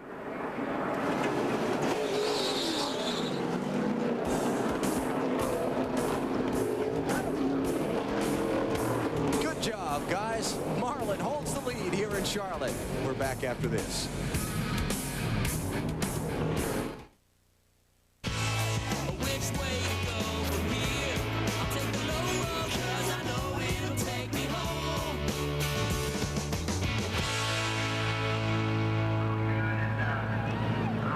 Game today, NASCAR Winston Cup Series teams in Charlotte, where all the teams and drivers, most all, are based. Yesterday, it was the NASCAR Busch Series here. Greg Biffle, we showed you the incident at the end of the race. He and Matt Kenseth racing for the win. Kenseth spun the car out. Biffle went on to take the win. Can he pass? We talked about the 17 car. Kenseth gets on the bump, gets loose. Biffle goes by. When Kenseth spins, Jeff Burton was running in 3rd spot. He slowed down to avoid the accident. Jason Keller able to get by for that 2nd spot. And Biffle does the donuts. Does the donuts. Championship standings as the Busch Series heads to Memphis next weekend. Kevin Harvick cannot lose the lead in that race. Jason Keller swapping the number 2 position with Jeff Green. They've only got a few races left to try and overtake Harvick for the Busch Series title. Craftsman Truck Series update now. Trucks ran at Texas Motor Speedway on Friday night. I heard that Riggs and Rutland had trouble with just a few laps to go, running 1-2. Jack Sprague finishes 3rd and gains on both Rutland and Riggs in the championship. And Travis Kvapil, the Wisconsin rookie driver, scored his first win in that race. Dave Burns. Alan, this is Rusty Wallace's 3rd pit stop under this caution. The first 2 times they worked to continue to try to straighten the front end. It was very, very tight on that last run, pushing through the corners. Difficult for Rusty to drive. They now put on 4 fresh tires and hope they've got it even better for him. He's still only 1 lap down, and we've seen drivers come from laps down before to win races. He better hurry, because they're going to get the green here real quick, so he's going to be... And don't speed now, Rusty. Yeah, don't speed now. Now, the leader is Sterling Marlin. He is the 5th car back in the outside lane. There's Sterling. Nope. I think it's this. You got it? Oh, yeah. Right here. Yeah, I had Kenny Schrader the leader. You've got the 25 of Navy, the 48 of Johnson, Gordon in the 24, the 29 of Harvick, Schrader in the 36, and Andretti in the 43 did not pit. They stopped under the green, stayed out. They're on the tail end of the lead lap in front of Marlin. And you see our Williams race chase, all these cars in front of the bubble, the leader, trying desperately to stay there. And the 40 car again did not get a very good restart. Tony Stewart right behind Marlin is pressing him for the lead, but they're wrapped up in that heavy traffic. Now, Jeff Gordon and all those guys in front of him, what they need is to stay in front of Marlin, get a caution flag. The pace car comes out in front of the race leader whenever the caution flag comes out. That allows them a free pass to make up the full 1.5 miles.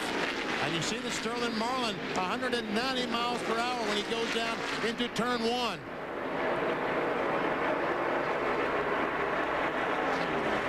Race leader never likes to see these guys tail end of the lead lap on a restart, does he? Nope. I'd like to see open racetrack. Especially, you know, I don't know if Tony is going to have more of a problem than Sterling, because Tony doesn't like cars around him. He likes to be in open air, so it would have been better if they had a clean racetrack in front of him, especially for the 20 car.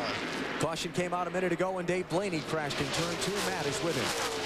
Dave Blaney was checked and released from the infield care center. Dave, what happened? I just felt the left rear get cut down, go down about the flag stand, and I just couldn't get it slowed down enough to keep it from turning around when I got to the corner. You can't seem to buy luck lately, can you? I don't know. We were coming in next time for 4 tires and couldn't even make it around there. Tough day for the 38-year-old from Ohio. Alan? See the 40 car Sterling Marlin get the 36 of Kenny Schrader loose. Oh, man. He was looking. Schrader does not want to give up. He wants to stay there. And Tony Stewart trying to figure out who's going to win this battle. He wants to go with them. Schrader in the 36 had started 34th and moved into the top 15, made the green flag pit stop, then Blaney crashed. That's what's trapped him in this position now. He's in 25th. And he's desperate to stay in front of Marlin. And Schrader's not the usual yellow M&M's car. They're celebrating Halloween with this car and paint job. Matt Kenseth, the 17 car, alongside Tony Stewart. Kenseth also a lap down. He made a green flag pit stop before the caution. Matt's back in 26th. The guy that's not a lap down is Mark Martin, sitting there in the 3rd spot right behind Matt Kenseth. Battle for the lead. Tony Stewart alongside Sterling Marlin down in turn 1. First time today, Stewart. Second time today, check that. Stewart has led. He was out front for 45 laps earlier.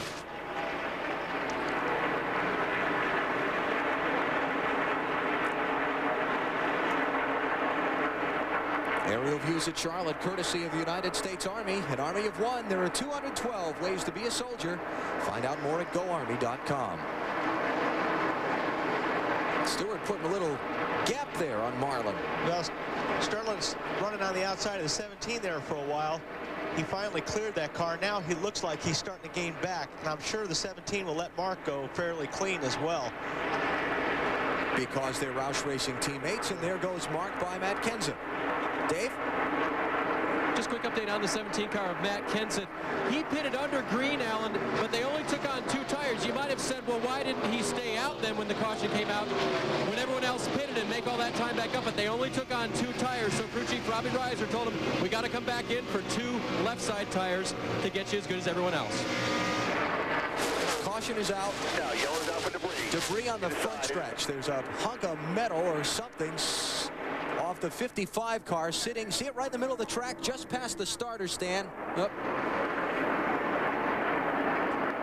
What that could be. There it is. It's like the exhaust system. Looks like the insulation. The insulation for the exhaust system. Yep. Yeah. Oh, it's hot. I know that. Yep. Oh, look at that. Oh, he's hit the wall. He is. Yeah, that's why the insulation's out of it. That pipe is loose. See him up there high. Looks like up there turn 4. Yowza. Got just a little bit loose, and when he corrected it, had to move up the racetrack. And unfortunately, he was way too close to that wall to move up the racetrack. They'll probably have to come in and fix that. That tailpipe hanging like that won't last long. Probably have to check the front and rear end alignment, too. He rearranged it a little bit there. Yes. Big break for Jeff Gordon, Jerry Nadeau. Let's see, who else was in that group? The 43 car, the 29 car, Kevin Harvick. And Ken Schrader. Remember, he fought so hard to stay in front of Marlin. He was in front of Tony Stewart when the caution came out. They all get a lap back. Jimmy Johnson, I forgot about him. Another guy that got a huge break.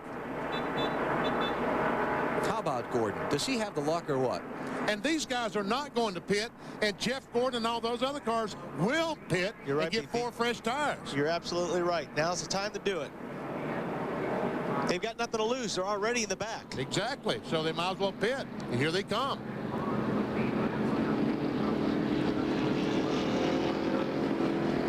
Dale Jr. gives up the 14th position to make a stop. Kevin LePage, Bill Elliott, Stacy Compton, all in. Bill? Well, you can imagine how good these guys feel right about now. Jeff Gordon on pit road. This is a simple 4-tire stop, and they will make a slight chassis adjustment. Able to really make a big gain here by that caution coming out, getting back on the lead lap. Marty? Dale Earnhardt Jr. running 14th, comes down pit road, and a terrific stop for these guys, Bill. Very fast stop. The chassis, again, has been very good all day long. The vibration, for the most part, is gone for Dale Earnhardt Jr. He still just might pull this thing off, guys. So Junior, Gordon, and all the others rejoin the chase. And again, I come back to the luck for Jeff Gordon. It all worked his way. This could be huge come December time, the latter part of November, when we go to New York to the Waldorf and crown the new champion. This could be big. Coming up on 200 miles of the UAW GM-Quality 500 in Charlotte, Tony Stewart is your race leader on TNT. Ollie Dallenbach and Benny Parsons nearing 200 miles today in the UAW GM-Quality 500, and once again, lucky charms for Jeff Gordon. He just had a feeling that something would happen that would allow him to get back on the lead lap with Tony Stewart and the 40-car Sterling Marlin. Now the only question, can he keep up with those two cars? Is it going to do him any good? Because those Tony Stewart and Sterling Marlin have proven to be very fast. But once again, he finds himself deep in the pack as we get set for a restart with all this traffic in front of him. But he's got 4 fresh tires, so that may help just a little bit. And green, green, green. Gordon in 18th spot as we go back at it.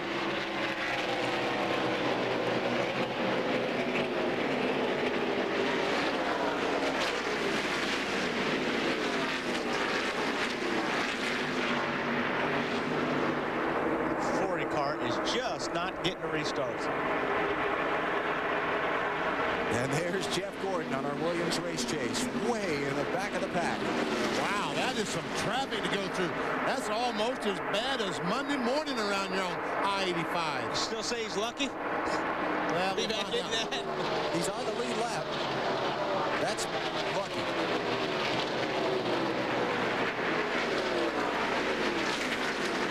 Yeah, he's only a half mile behind now. He could be a mile and a half behind. Gordon up to 17th place now. Ricky Rudd running in 13th. Remember the damage from the pit road bounce off with Rusty Wallace earlier. And Rudd has managed to keep his car in contention. And while we watch this big angry snarl of cars trying to make their way through traffic, let's mention that Jeff Burton has run from 37th starting spot all the way up to 9th. And Kurt Busch started 43rd and last. He's up to 6th. Jeff Gordon trying to follow his teammate. And another teammate, Jimmy Johnson, right on his back bumper. 3 cars from Hendrick, trying to run down through the rest of these cars. Dave Burns. And Benny, can you believe it? Jimmy Johnson so far is having the same luck as his new car owner, Jeff Gordon. When that caution came out, that also allowed Johnson to get back on the lead lap because he too had come in for a pit stop under green and had gone a lap down. The luck seems to run deep in this team. Ricky Rudd slid way up off of turn 2 as we watch Dale Jarrett take 4th spot from Mark Martin.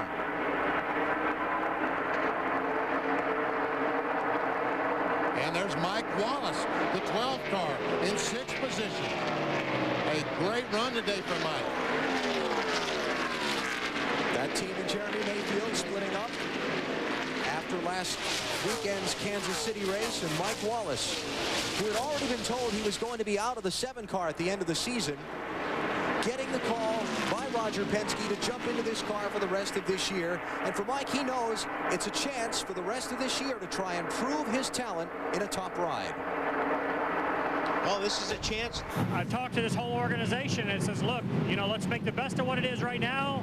Whether it continues after this year, we don't know, but at least we'll further your career along and we'll all be happy with it. So I'm excited. I mean, it's what I needed, what I wanted, and I got it. Now I just got to go perform.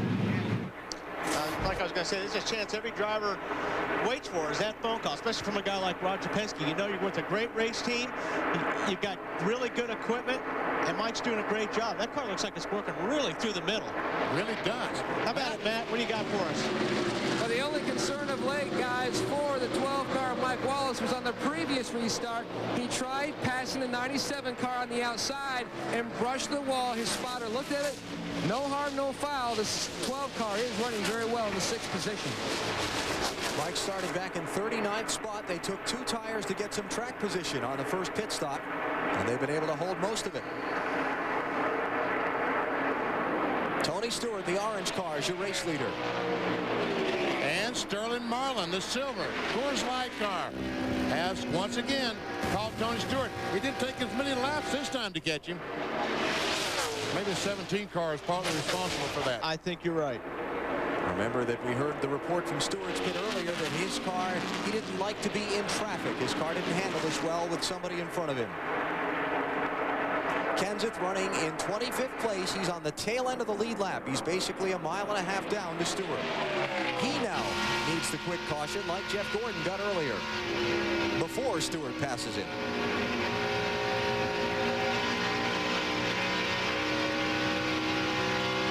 He's got about 3 cars lined up underneath him now in the draft. This is where the draft really comes into play.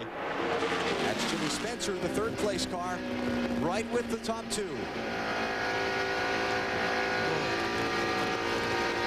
Marty?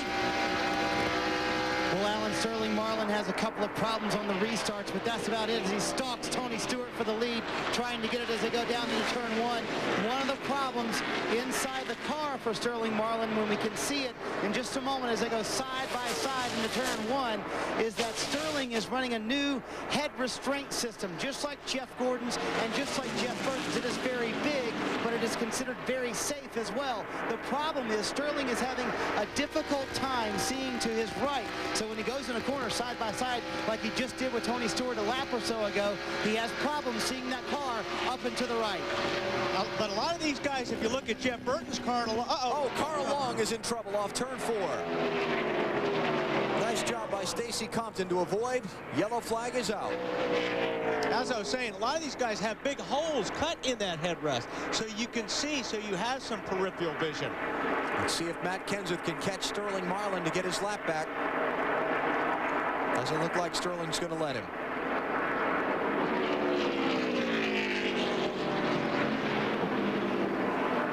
And so Kenseth will remain trapped 1 lap down. 5th yellow flag of the race.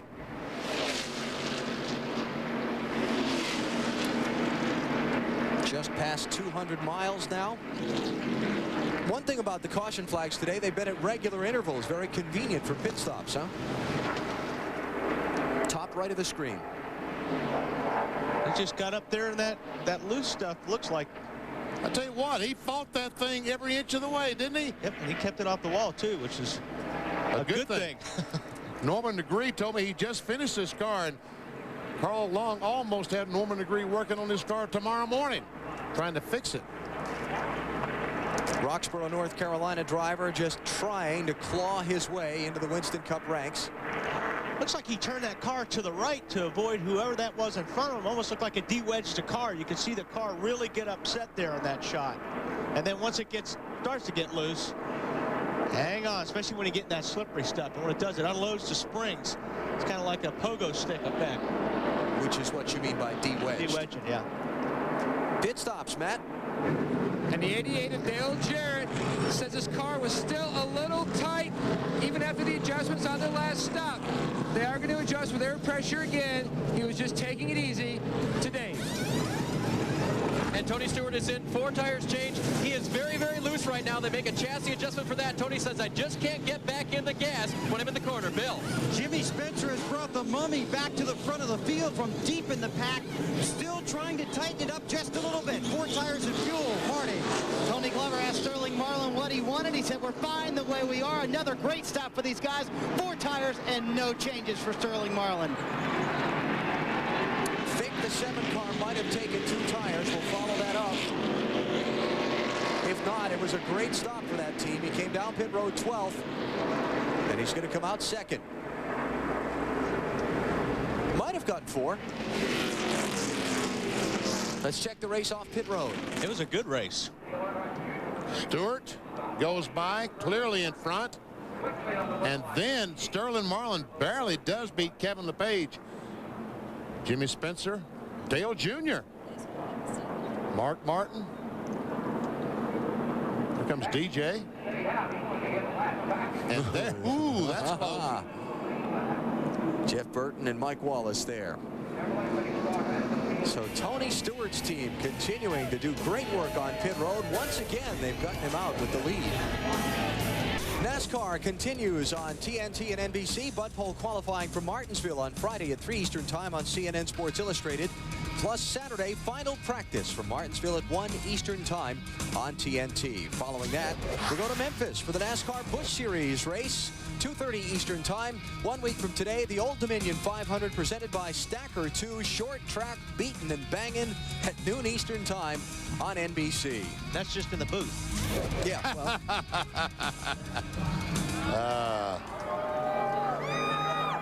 Earlier today, the news that action has begun overseas. Our thoughts with our men and women in uniform, while those of us at home go about our business. And today the business is NASCAR racing. Let's check on Kevin LePage's pit strategy. Marty? Fuel only, Alan. No tires for Kevin LePage. They only had 16 laps on their tires. Red Dog Buddy Barnes, the crew chief here, said the tires had just started to come in. Also this week on the team, they have Brad Parrott, who has just left the 88 team of Dale Jarrett's to come and help these guys out. He is serving as a consultant for this weekend. Leader is Ward Burton. Did not pit under the caution. Oh, boy, look at that. Who's that shooting up on the right-hand side there? Is that Mike Wallace? Mike Wallace, yeah.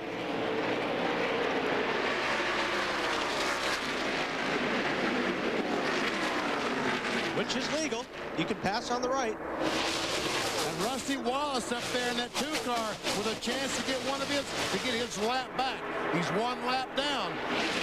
Wallace and Matt Kenseth able to get in front of leader Ward Burton, hoping for a quick caution. And the way this pack looks, they might get it.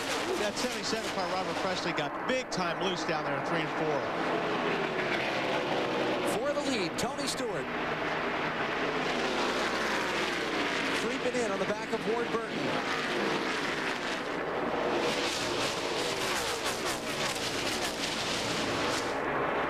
About every time they've come down pit road, Stewart's team has gotten him off in the same or better position than he came in. It's been a great job for them today. How about Ward Burton's pit strategy, Dave? And it was not to pit, of course. Ward stayed on the track. They only had 15 laps on that set of tires. They had come in at lap 127. And so Tommy Baldwin, the crew chief, made the decision to stay out. The time before, they did make a chassis adjustment to try to get Ward just a little bit. He starts out loose and then he tightens up, and they tried to correct that the last time they were in. Well, that's almost where you want to be. I think, you know, you want to start out a little bit loose, because as you burn the fuel off, the cars will get tighter. They'll get harder to turn them. You'll lose grip in the front. Give his lap back, Dylan. Step forward, buddy. Every crew chief you talk to in the garage here will tell you that's why the drivers make the big bucks those first few laps. As loose as these cars have to be. Nerve-wracking to drive. What's that? Nerve-wracking to drive that way? Yeah, it is, especially if you got if the pressures are down on the tires. If you got low pressures when you start out, these cars, you can see how much they move when the pressures are up. Well, it's twice as bad when you've got low tire pressure. What happens, these cars, they put a prescribed amount of air in the tires, pounds per square inch. I think the prescribed right front tire pressure here is 46 pounds. As the cars run, those tires get hot, that air pressure starts to build in the tire. And there's been a lot of talk about these guys feel like these tires might be a little bit too hard, which makes it even tough traction-wise. See, this morning, those are the numbers that Goodyear prescribes, that the air pressure they put in the tires. Crash off turn 4. Ryan Newman is in it. Jimmy Johnson. You got it. You're going to be fine. Just get it in gear. Keep it rolling. Keep it rolling. The grass is wet. There's Johnson. Winston Cup debut. And is Ryan Newman's car stalled? Sure looks like a BP. Doesn't look like it's injured, just looks like it will not start, and he is going to get lapped. Gotta go. Starter won't engage. Starter will not engage.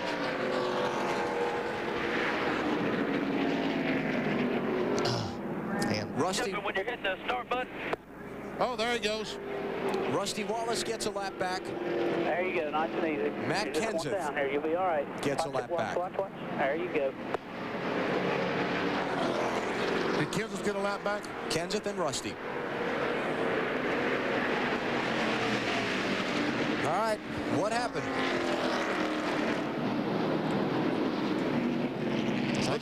Jimmy Johnson just simply got too high, and and would that have been something if Jeff Gordon had run into his teammate? Oh, and he just missed it too. He did.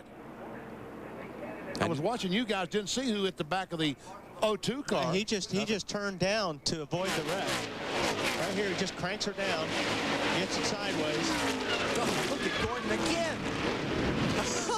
See all those bullets dodging around that 24 car. Man. Newman did a good job of missing Jimmy Johnson. Let's go on board with Jeff Gordon. How does he miss this one? Here you see it. Gets off the gas. He sees there's trouble. He gets off the gas. Kind of waits to see which way the car is going to go. He cleared that one. Then he had another one he had to go through. Oh, man. They're shooting at him from every angle. And here he comes down pit road. Most of the leaders are staying out, but Gordon's in, Bill. And this is a strategy move right here. Robbie Loomis told Jeff Gordon, come on in, come around Jimmy, then stop. We're going to put 4 tires on it, fuel it up, and then send you back out. It could help us big time in the long run. They take the tearaway off the windshield. They roll the left side, right side tires around to the left side of the car. They pick them up on the pit wall, come around to the left side with the jack it up, put on the tires. It's full of fuel. Jeff Gordon has 4 tires, a load of fuel, and at Charlotte, where he is the winningest active driver, Dave. And the 48 car of Jimmy Johnson is just leaving pit lane. The main thing they wanted to check was the track bar, which it helps centers the rear end of the car. The crew radioed back in to Ken Howes, who's looking over things today, that it is straight. So they're going to put him back out there, but he did lose a lap in the process. That car is not going to be any fun to drive. I don't care if the track bar is bent or not. The rear of that car aerodynamically is not going to be very good, so he's going to be well off the pace. Gordon, Benson, Harvick, Andretti, Wallace, Hamilton, Kenseth, and Hornaday, those who made pit stops.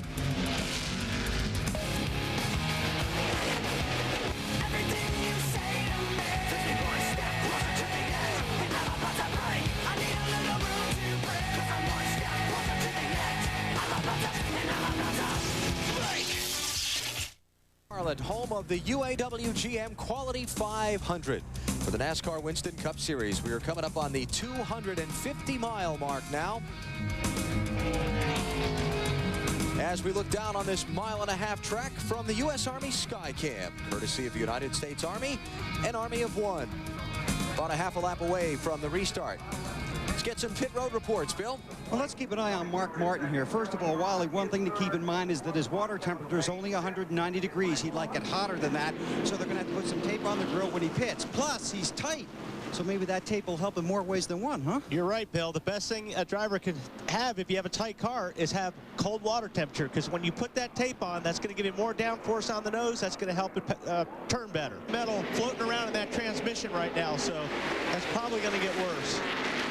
Ward Burton leads. Tony Stewart is second. Sterling Marlin is third. The green car to the inside of the leader is Ron Hornaday. First car 1 lap down in 25th place. It's been a good day for getting laps back so far. There's a 77 car, another car, Robert Presley, that's trying to get a lap back. And Tony Stewart for the lead. Going to try and follow Hornaday through. Oh, baby. 3 wide. No, Ward backed off. Tony Stewart back in the lead.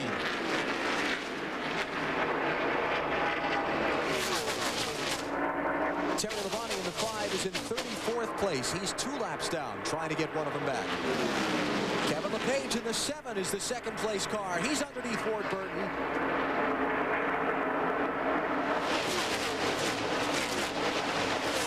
Deep. They get back to 2. They they get back to side-by-side real quick, you just cannot do it 3 abreast, especially getting into 1.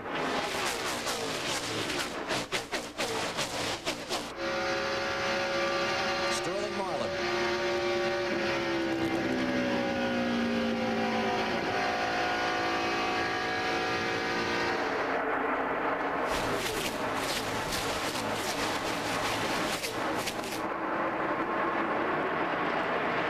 Jimmy Spencer right behind Marlin in the 26.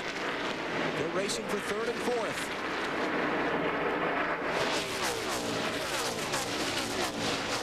And you've got Mike Wallace up to 5th. Ward Burton has slipped back to 6th, followed by Mark Martin, Dale Earnhardt Jr., Dale Jarrett, and Todd Bodine. Championship, Ricky Rudd is 15th. Jeff Gordon is 18th right now. What a terrific run today for Kevin LePage in that 7 car in his very first ride, replacing Mike Wallace. And earlier this weekend, we talked with Kevin about getting together with Jim Smith and this number 7 team. He knows what I can do in a race car. You know, what he's looking for right now is chemistry between the driver and the crew chief and the team and the car owner.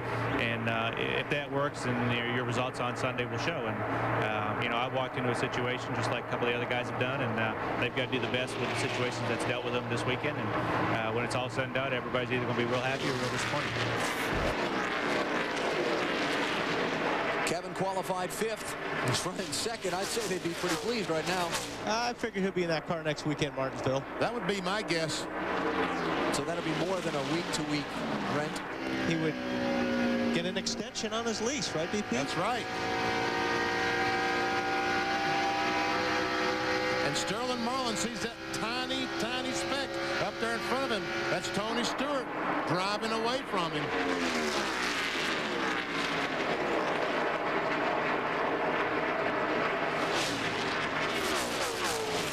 Not sure if Sterling's car isn't set up for the longer runs. We'll have to look into that, but it seems like his car gets better after 10 or 15 laps. Well, it really does. And I talked to Tony Glover this morning, and as I said before, he doesn't have as much gear ratio as most guys that I talk to.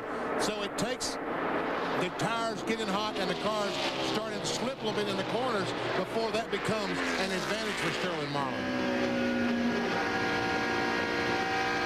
Coming up on the 250-mile mark in 5 more circuits around, Tony Stewart's your leader at Charlotte.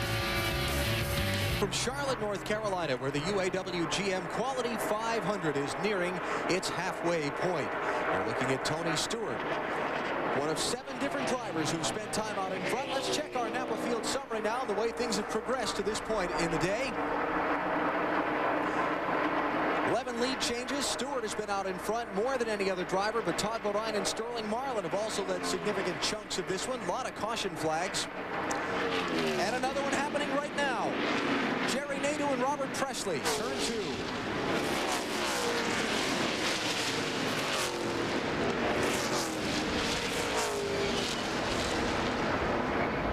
I didn't see exactly what happened there, BP, but boy, that 77 has been loose today. Nadeau was running in 13th place on the lead lap at the time. Presley was a lap down in 27th.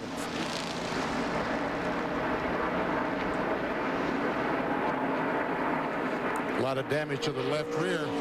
Well, maybe we'll find out, Wally, what happened down in turn 1. Yeah, it looks like Jerry Nadeau got loose on the inside of the 77. Yep. I mean, that's at least twice we've seen that today, maybe even more. Guard down on the inside, just cannot get the proper amount of air on the car, and around they go. That's exactly what happened. And see how close those cars were? Boy, when you're down on the inside, it just feels like somebody picks up the rear bumper of your car off the racetrack. Oh, look at Rudd just getting by Robert Presley. Then a little bit ago, watch the 24 and the 97 coming off of turn 4 here. Rusty Wallace taking a look on the inside. And I just don't think that, yeah, Jeff knew he was there. What's that all about? Yeah, very, very close. Leaders on pit road, Dave. The leader is in. Tony Stewart asked for 4 tires. The gas man His name is Jeff Patterson, also known as Gooch. He makes a wedge adjustment. Tony says they just need a little bit more forward bite on the Home Depot Pontiac.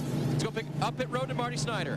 Sterling Marlin, tremendous on the long runs, Dave. They will make no adjustments here. It will be a 4-tire stop. These guys have delivered all day long with outstanding stops to Bill Weber. Spencer's already on his way. 4 tires, no changes, just a little tight, good stop, lots of traffic.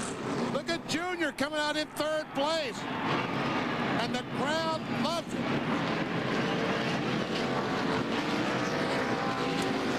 Dale Jarrett had dropped in 9th. He took some bite out of the car. Other than that, DJ says he's doing fine, and he's just riding along. Stewart, Spencer, Earnhardt Jr., Marlin, Mike Wallace, Ward Burton, Kevin LePage, Jeff Burton, and Dale Jarrett is the order they come off the pit lane. And let's check it out as they came to that scoring stripe at the end of pit road. Obviously, Tony a long ways. Spencer Jr. What a great stop by his guys. There comes Sterling. No real close races so far.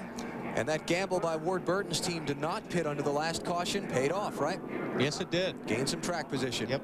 Marty, how about Dale Jr.'s stop? And Benny, did you go to the ATM before you came to the racetrack? Uh-oh. That's what I want to know. No, 13.2, your safe parts. Oh, but barely. man. These guys had an outstanding stop, 4 tires. And remember when he was back in 34th and we said, don't count him out yet? The chassis coming around. He's still got a shot to win this thing, guys. Let's explain what we're talking about the ATM, BP, for folks that might not be familiar. I told all these crews, you make a pit stop 12.99 or faster, and I'll give each one of you guys $100 cash. You came close to paying out. Dale Earnhardt Jr.'s crew getting him out in 3rd place. Past halfway here in Charlotte at the UAW GM-Quality 500. New leader Johnny Benson did not stop under this caution flag. Marty, how come? Well, Alan, they stopped at lap 168, which would have meant they had, what about, or actually they stopped the caution before this. So they only had about 15 laps on their tires, so they figured why not.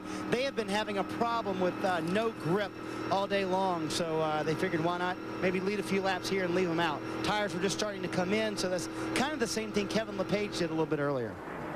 And Ward Burton, and that worked out for him. And if I have no grip, I'm coming in for tires. Yeah, I went to the wrong school, I think. You know, that would be like you. Put me some tires on because I know they'll grip. Well, let's see what kind of grip Benson has here as we go back under green. Green flag. Mike Wallace again on that restart. He usually gets a car, and that's Sterling. So he probably knows already by now that Sterling's not getting good restarts. So that's an easy pass right there. Stewart pressing Benson for the lead.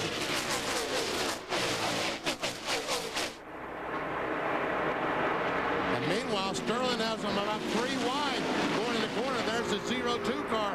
Ryan Newman lost a lap, trying to get it back. Big stack up behind the 4 car, Hamilton Jr. as Tony Stewart goes for the lead.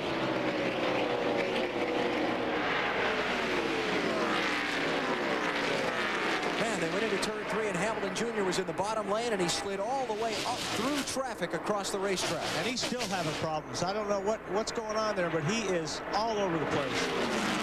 Everybody gets by okay for now, and we watch Tony Stewart, after reassuming the lead, try to put some distance on Johnny Benson.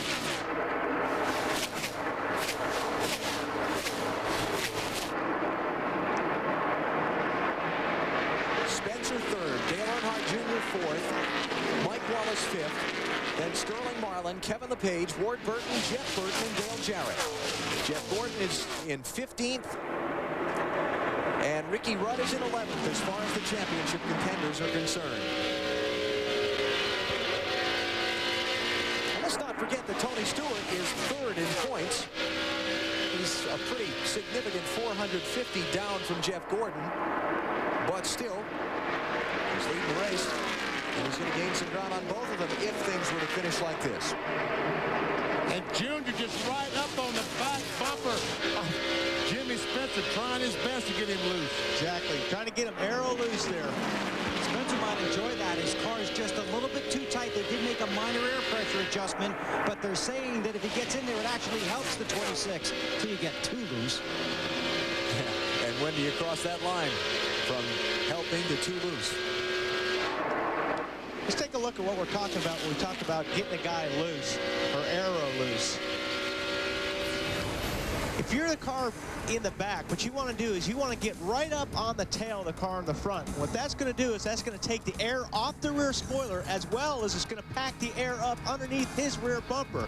So what it does is just lifts the rear of the car off the ground, and that takes away the traction, and that's when you see the car kind of scoot up the track a little bit. That's what you do when you want to get somebody arrow loose. And that's about what happens to that car in front of you, and you simply drive by while they're trying to get your heart beating and get the car back under control. So Dale Jr. still working the back of Jimmy Spencer. Spencer in the 26. Junior's not close enough to him right now to make him arrow loose. And probably what Junior's going through is he's probably arrow pushing right now. He can't get close enough because he can't get the car to turn when he gets right up underneath or right behind the car of Jimmy Spencer. Spencer to second. Junior to third. Benson slides back to fourth. And Sterling Marlin has took over that fifth position from Mike Wallace. And he's looking for fourth.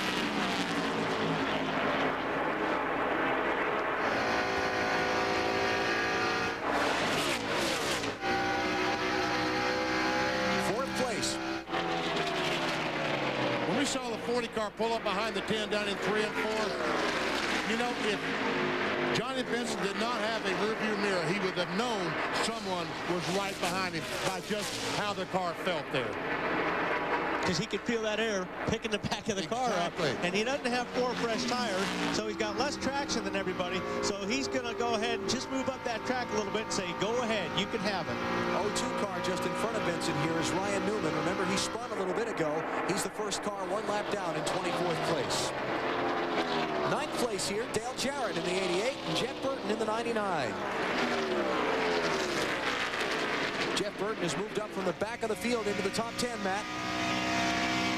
Alan, he's quietly moved into the top 10. I spoke with Frank Stoddard, his crew chief, on Thursday.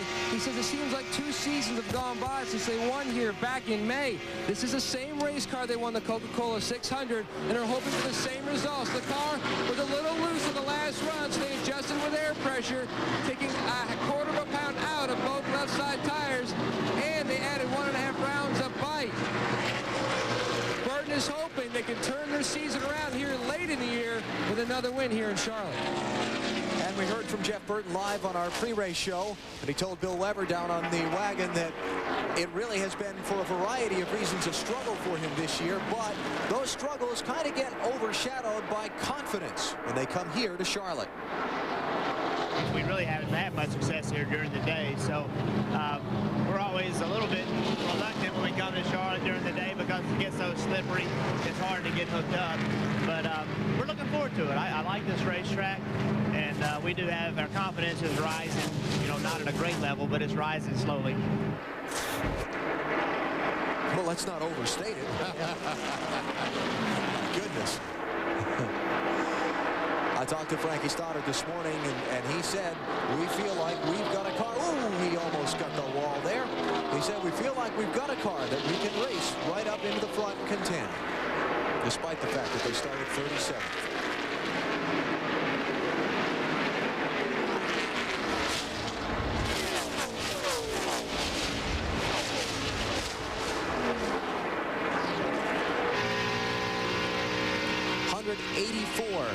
Of 334 laps complete here in Charlotte. Tony Stewart leads on TNT.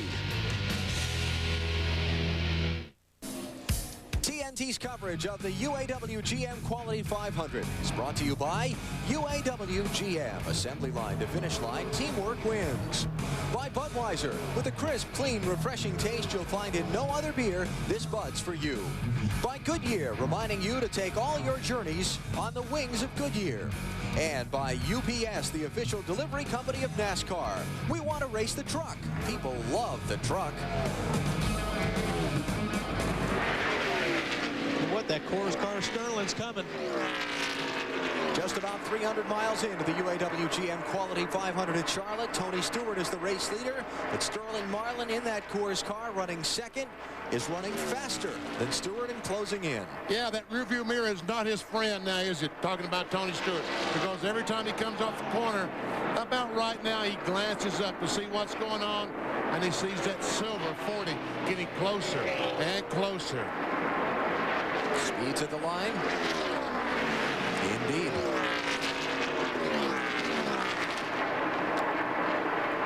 So Sterling's not hoping for a 10 or 15 lap shootout. Oh, no, no. At the end of this race. No, I think he's going to need about a 40 or 50 lap run.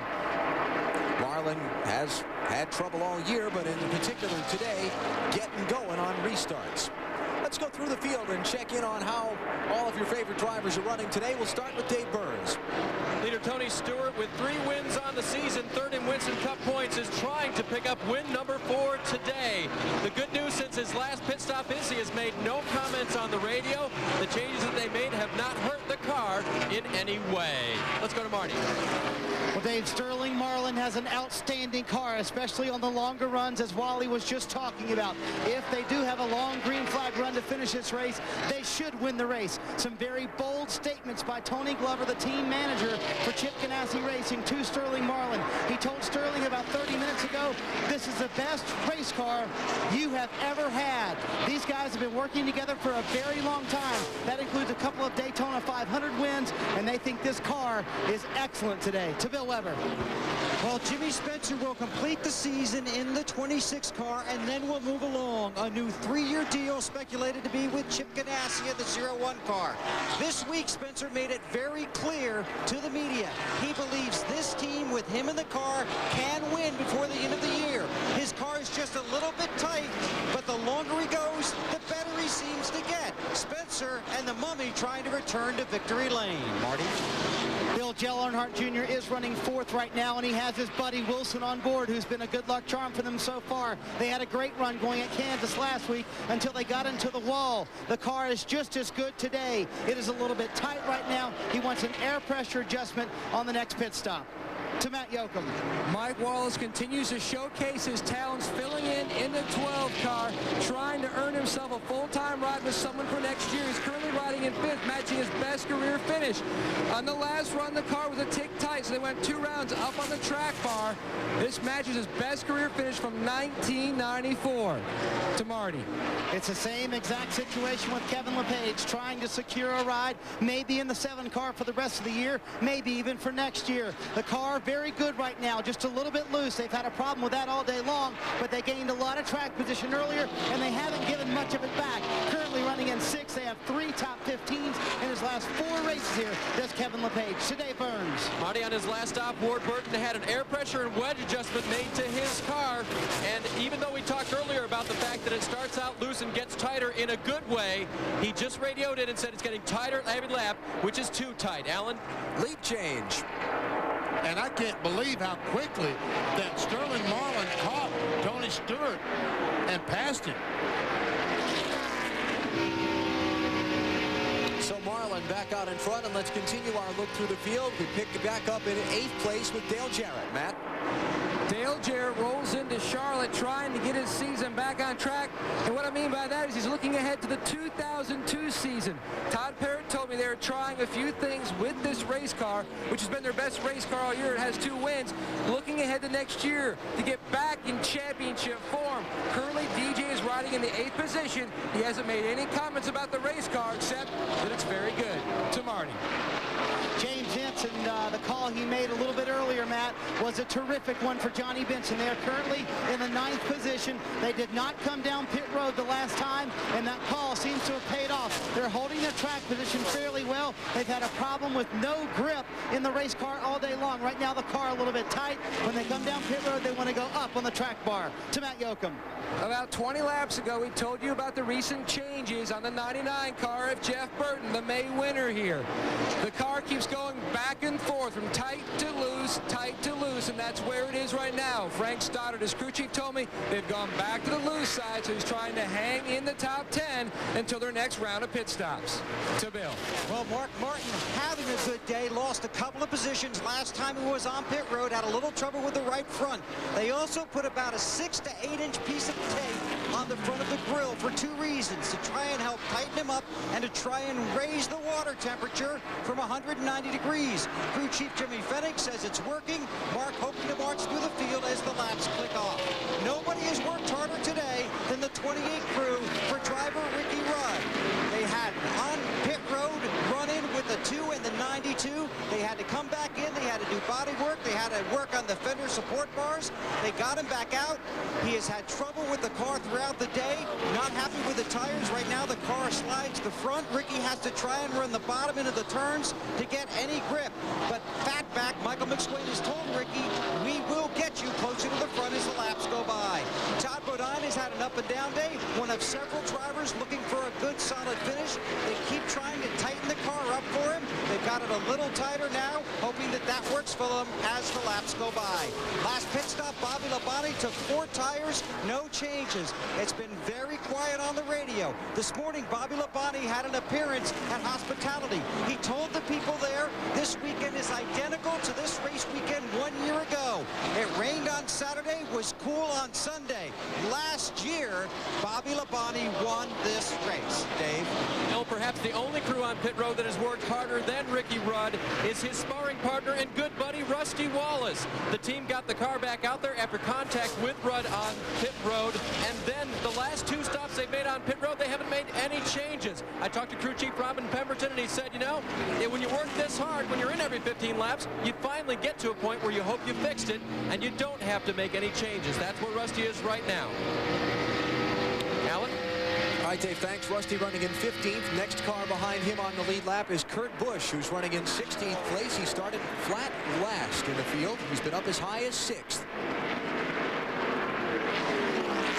Good run for the Las Vegas driver. Next behind Kurt Busch, you'll find Matt Kenseth, one of a number of drivers who've got caught a lap down when they were on pit road and a caution flag came out shortly after.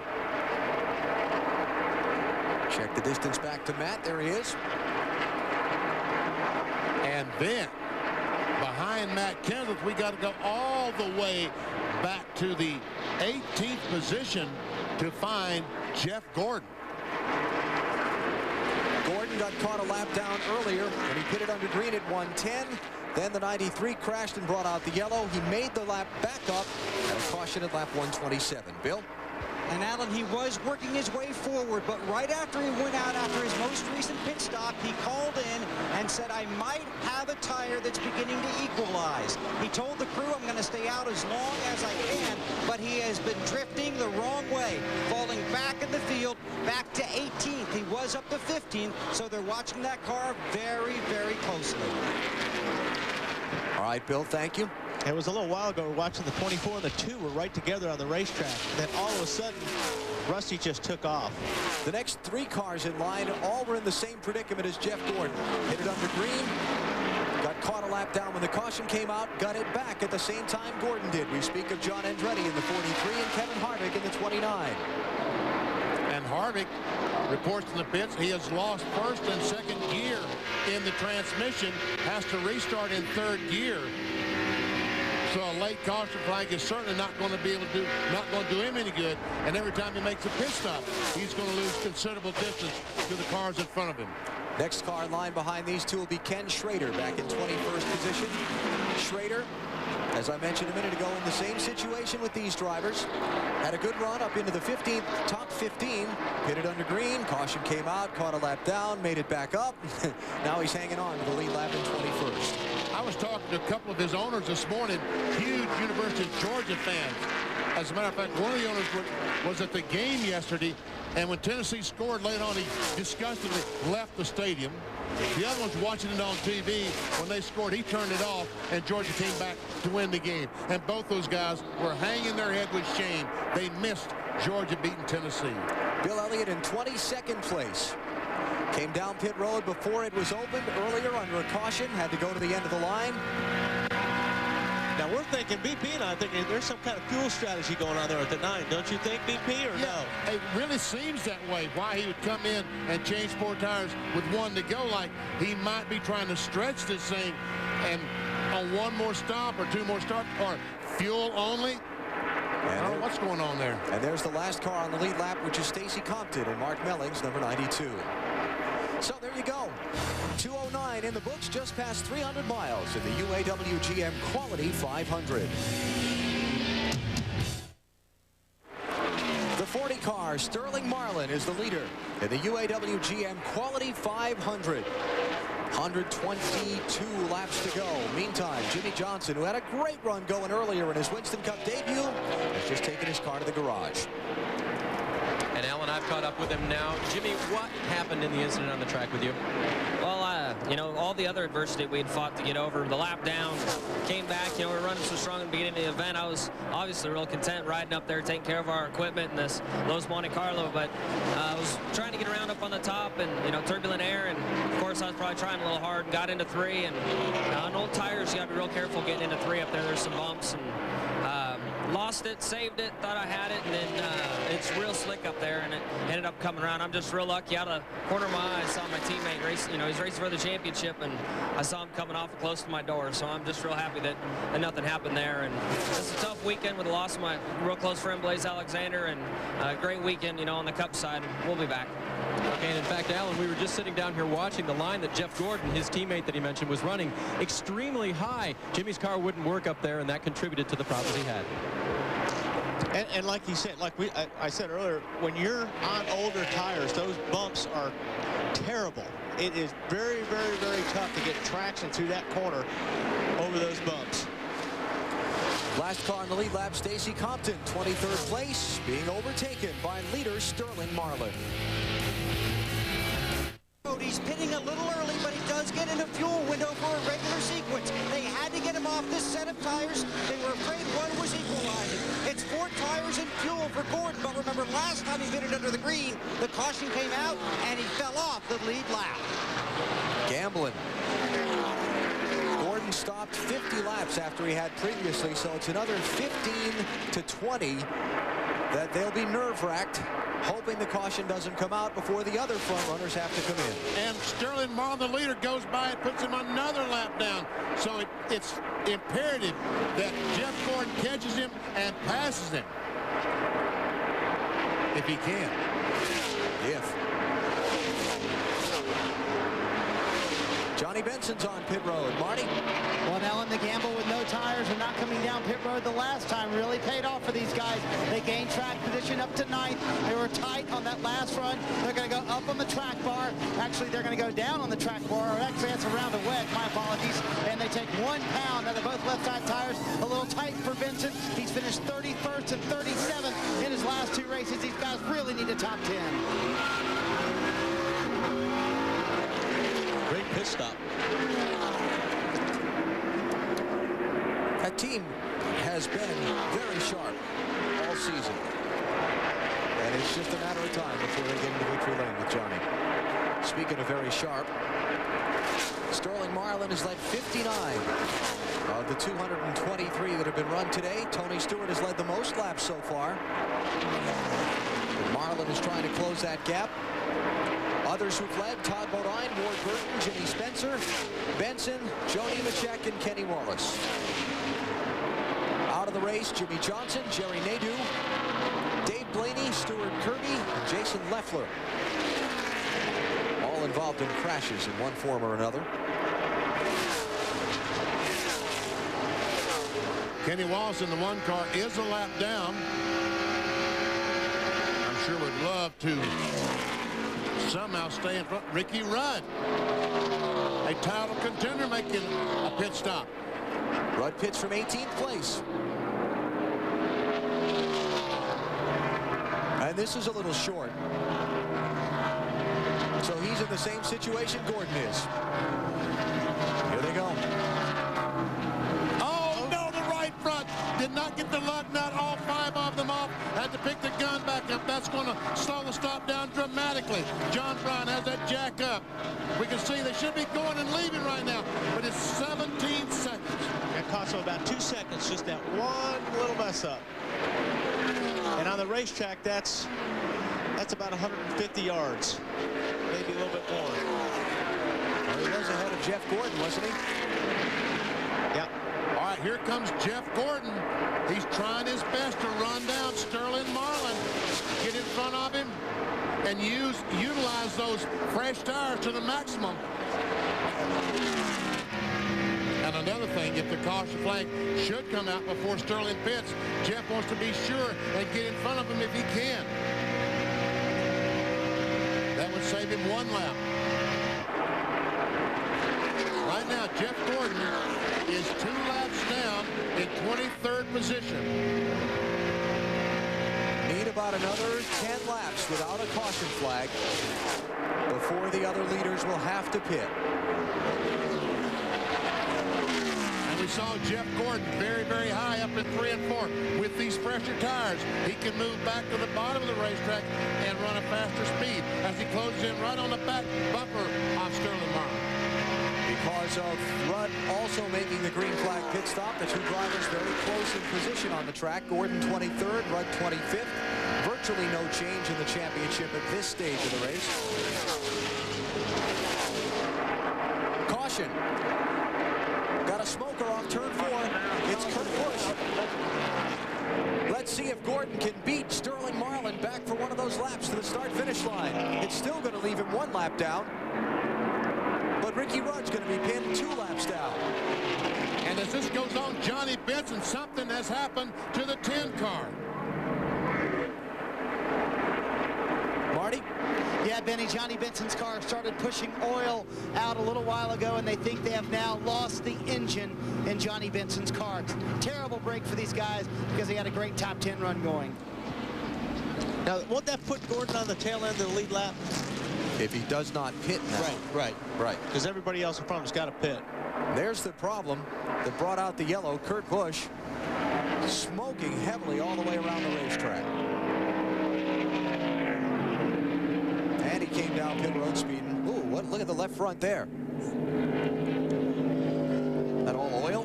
That's all oil on the hood there, yeah. All that big splotch up under the wheel well. Lucky he didn't crash. Yep, very. Because that's going right back on the rear tires after it leaves there. Well, what has been a very interesting race in terms of twists of story and different things happening is just about to get another chapter written. Let's see what happens with Jeff Gordon and Ricky Rudd here as the leaders come down the pit lane under the caution. 105 laps to go. And we go to Matt.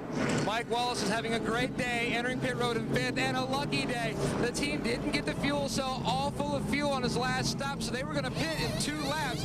4 tires and an air pressure and wedge adjustment today. Tony Stewart is tight on entry, just a little bit loose in the center. They take a pound out of each tire, a wedge and a track bar adjustment. Bill. It's a very simple half-pound air adjustment to the right front of Jimmy Spencer's car, Marty. The only adjustment for Sterling Marlin, Bill, is they pulled the tearaway off the windshield. No changes on the chassis, and 4 tires, and another great stop for these guys. If somebody else had pulled out, they could get 4 wide coming down the pit road. I don't know who's going to win that battle. Oh, that's great. Another good pit stop by Rusty Wallace. And I'm sure he was tempted to try to pass those. Actually, it looked like he was going to, and then he went, no, I'm not going to get caught again. Tony Stewart beat Sterling Marlin off pit road, and then it's Dale Jr. Mike Wallace's guys, who was running 5th, lost some positions as Jimmy Spencer goes by, and Mike Wallace is in that group of 4 cars. That's great. And Jeff Gordon did not pit. Stewart's crew has been outstanding all day. Get out, Tony. Yes, sir. We did it once more. We're back to Charlotte in a minute.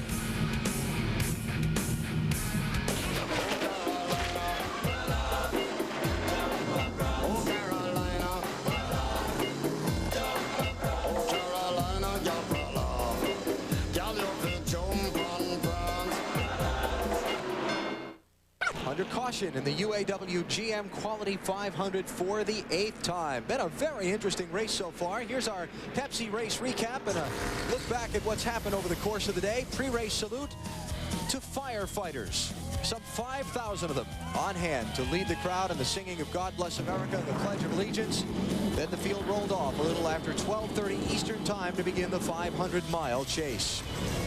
Early in the event, Elliott Sadler in trouble, turns 1 and 2 into the outside wall. Car got away from him, but he was tucked up underneath somebody in traffic. This is Jason Leffler trying to turn off of Dave Blaney, hits the wall. Watch this. Ricky Craven and Stuart Kirby are involved in the accident. At lap 51, Ricky Rudd and Rusty Wallace get together on pit road. Damage to both cars. Rudd, the title contender, in second spot in points. They both lost time getting repairs made. We move ahead now to Jeff Gordon pitting under the green flag. Then as he goes back out onto the track, Dave Blaney gets into the outside wall. Cautions out. Gordon is trapped 1 lap down. Jeff stays on the speedway. Then another caution comes out when debris comes off of Bobby Hamilton's car right there at the start-finish line. Gordon is able to get the lap back and return to the chase for the victory. Lap 151, off of turn 4. Gordon continues to dodge problems. That's his teammate Jimmy Johnson spins in front of him. Then Ryan Newman spins through the cloud of smoke. When luck is with you, it's your day. Jerry Nadeau loses control, racing underneath Robert Presley in turn 2. That was the 7th caution of the race. Driver was okay in the incident. Then the most recent caution, the problem on Kurt Busch's car, that big stream of oil up under the hood of his machine. Jeff Gordon had stopped under green prior to this. He has been trapped 1 lap down once again. I told you it'd been an adventurous day. Bill, what's up with Jeff Gordon? Well, Alan, I just talked to his crew chief, Robbie Loomis, and here's what he said about Jeff Gordon, is that they had to come in even under the caution, even though they had just stopped under green because the car was not handling well on the tires they'd put on. Jeff says the handle has just gone away. Robbie said it should be better now. They've squared the air pressures, dropped the track bar. We go to Marty. Bill, Ricky Rudd sits in 23rd. They're currently arguing or vying their position with NASCAR officials, saying they feel like they're only 1 lap down. The scoring monitor shows them as 2 laps down. Michael McSwain just told me we're just not very good right now. They started loose. They got tight, or started tight, got loose the longer that run went. Going back to green on the racetrack. Green. Remember that Gordon beat leader Sterling Marlin back to the yellow. That's why he's 1 lap down. Rudd did not beat Marlin to the yellow. He got caught 2 down.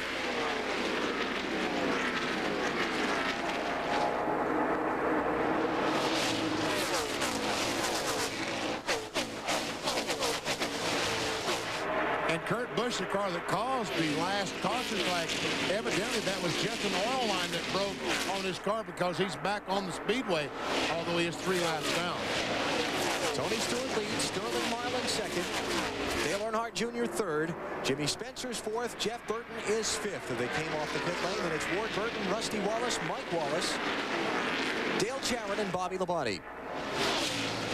Johnny Benson's car is being pushed backwards on the pit lane toward the garage.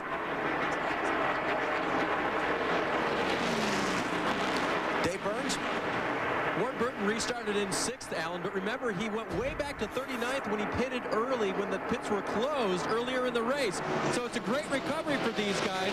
Unfortunately, he feels like the car is still very unsure on this racetrack. He's experiencing a push in the nose, especially when he's behind another car. Is that Ward Burton or Jeff Burton he was talking about? That would be Ward. Yeah, I thought he was talking about Ward. Yes, Ward, the 22 car. We're on the 99. And they really did make a good pickup, Wally, because you know when you get shuffled back from 11th when they were running back to 39, that's a lot of hard work to pass your way back to the front. Let's go to Matt Yoakum. Well, Dave, we can update the 99 of Jeff Burton after a number of high fives from a 14.81 second pit stop. Jeff Burton feels like he now may have the car to return to victory lane. His car was extremely tight. They took 1.5 rounds of wedge out and made an air pressure adjustment for Jeff Burton. Matt, thanks. Ron Hornaday will not see the finish. They just retired his car with an engine failure.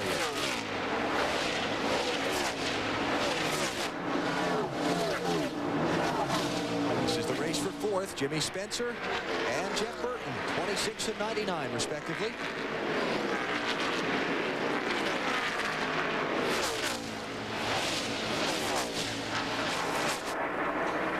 tell you, Ricky Rudd is going to look back on this day as one of lost opportunity, as many things have happened to Jeff Gordon. Getting caught a lap down twice, for Rudd not to be able to take advantage of that is too bad for his championship hopes. But that collision that he had with Rusty Wallace on pit road, that just kind of ruined his day before he ever really got a good start to it. Which we saw the same exact thing happen to Jeff Gordon here in May. He made contact with Kenny Wallace on pit road and finished, what, 33rd or something in the 600. Talking about Jeff Gordon. Yeah, it's 29th he finished in May, Benny. They must have got this 2-car fixed, because he's been pretty fast here lately. Yeah, Rusty has been blazing up through the pack. Remember, he was the one that Rudd collided with on pit road early in the race. Rusty got caught a lap down earlier, made that back up, and now he's up to 7th and trying to catch Ward Burton for 6th. Dave Burns. And Alan, you know how the guys in Rusty's crew, they like to build new race cars to go places. They like to always have something new, always trying something different. Well, this is a car that he's raced 3 previous times here at the Lowe's Motor Speedway, and he loves it. And so they didn't want to make any car change for Rusty this weekend. And I guess they really liked it, because even after he got dinged up early in the race, they worked on it and worked on it. It's a good old piece. Good hot rod, as he would say.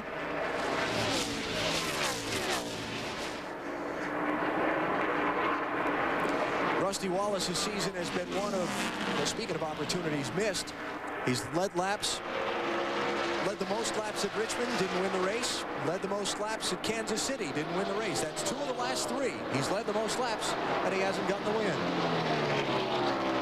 That Mad Max name, Rusty's team has a tradition of naming their chassis after it wins a race. So after it scored the win at Michigan, he named it Mad Max. I've named a couple, but you couldn't put it on TV. Yeah. I'm not sure exactly where Mad Max came from. It's a movie character, wasn't it? He actually named it that because he was mad going into the race, and it fired him up, and he got the maximum performance out of the car. There you go. Max. I'm not one to ask about movie characters anyway. Rusty running in 7th place behind this driver, Tony Stewart. Half a second ahead of Sterling Marlin. 92 laps to go. Coverage of the UAW GM-Quality 500 is brought to you by UAW GM. Assembly line to finish line, teamwork wins. By Casey Atwood and the Dew Crew, fueled by Mountain Dew. By Pep Boys, all you need to know is where to go, Pep Boys. And by McDonald's, we love to see you smile. 87 laps to go.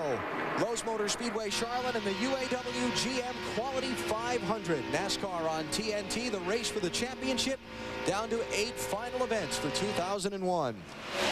And we're getting about to the point that Sterling Marlin starts running faster than Tony Stewart, comes up and passes him, and then there's a caution flag, and he falls behind him. And then we do it all over again. And we do it all over again. Johnny Benson, the most recent driver to go out of the race, Bill. And he's back here in the garage area with his crew in his car. We got to stop meeting like this. What happened? It's broke again. I don't know it broke. It just all of a sudden, bam, you know, just same as last week. I don't know if it's the same thing, but I don't know. It makes it awful hard to stay at top 10 points like this, but let's come back, see what happens next week. Started off so strong, Johnny, last couple of weeks. Hasn't been there. It's been good. I mean, like I say, we're running good. Can't complain there. And really, engine's been running good. Like I say, just I haven't been able to finish, and that's killing us right now. Okay, he hopes for better things next week at Martinsville. All right, Bill, thanks. Johnny's out, Ron Hornaday's out, Jimmy Johnson, Jerry Nadeau, Dave Blaney, Stuart Kirby, and Jason Leffler. Ricky Craven and Elliott Sadler are back on the racetrack after spending a number of laps in the garage making repairs from crashes.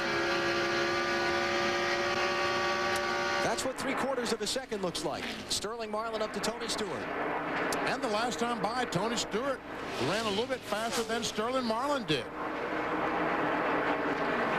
So I'm sure that Greg Zipatel and his crew have been working on Tony Stewart's car, this 20, making it as good as they can all day long. It looks like right now he may be the match of Sterling Marlin. Remember when Tony Stewart ran the double, the Indianapolis 500 and the Coca-Cola 600 on the same day, back Memorial Weekend, Indianapolis and here in Charlotte. Used it as a fundraiser.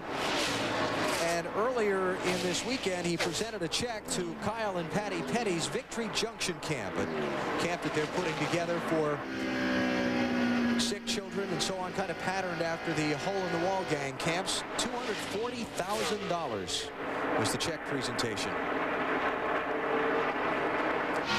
83 laps to go. We're coming up on 400 miles here in Charlotte. You're watching NASCAR on TNT.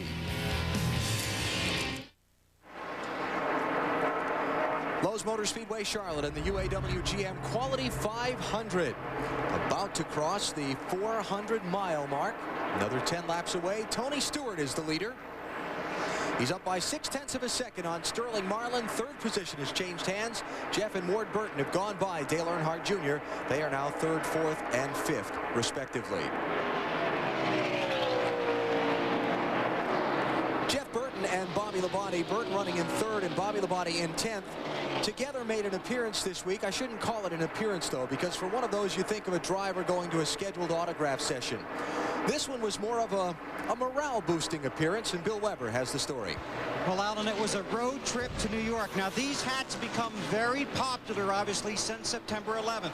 But these hats are very special for Jeff Burton, Bobby Labonte, and Labonte's crew chief, Jimmy Makar.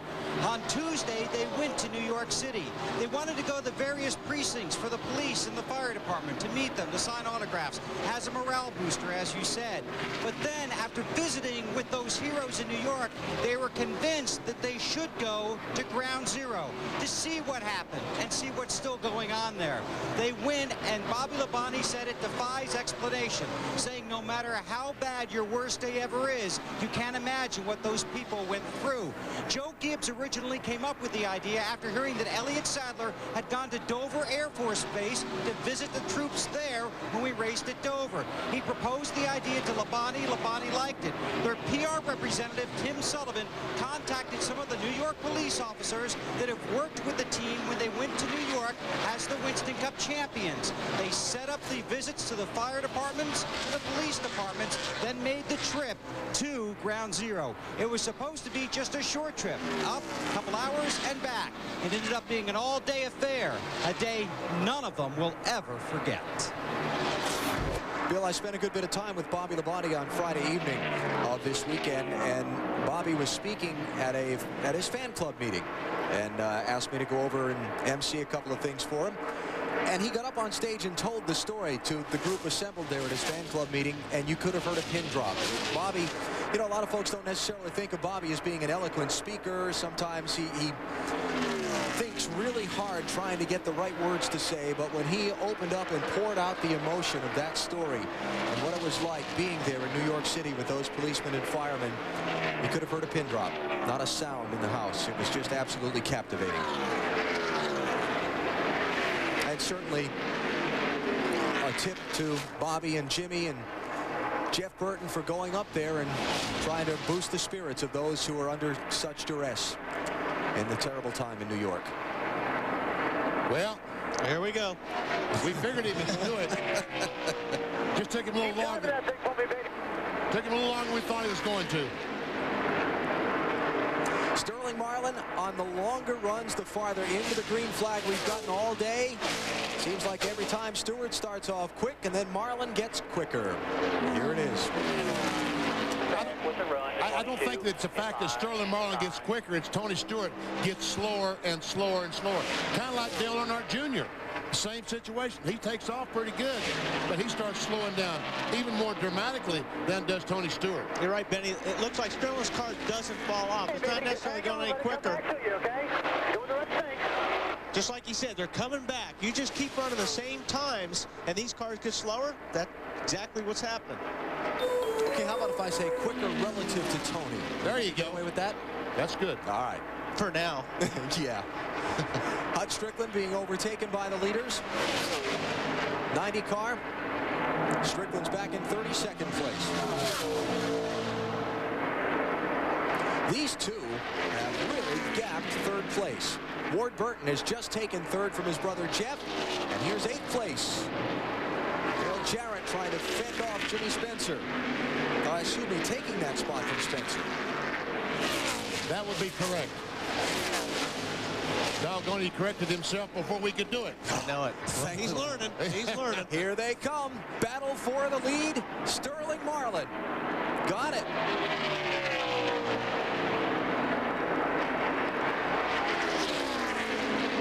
Tony Glover, Lee McCall, that entire crew must be delighted. Dave Burns.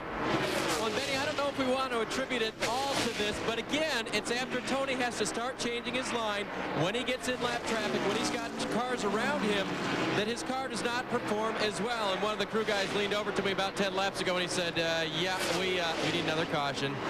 Because when they get a caution, of course, they'll come in here, beat him up pit road, and then go back to bicycle. Sterling did not just pass Tony. He's gapped him very quickly. Half a second already. Despite the great pit stops all day by Tony Stewart's crew, it's Sterling Marlin that leads. 400 miles complete, 100 to go in Charlotte.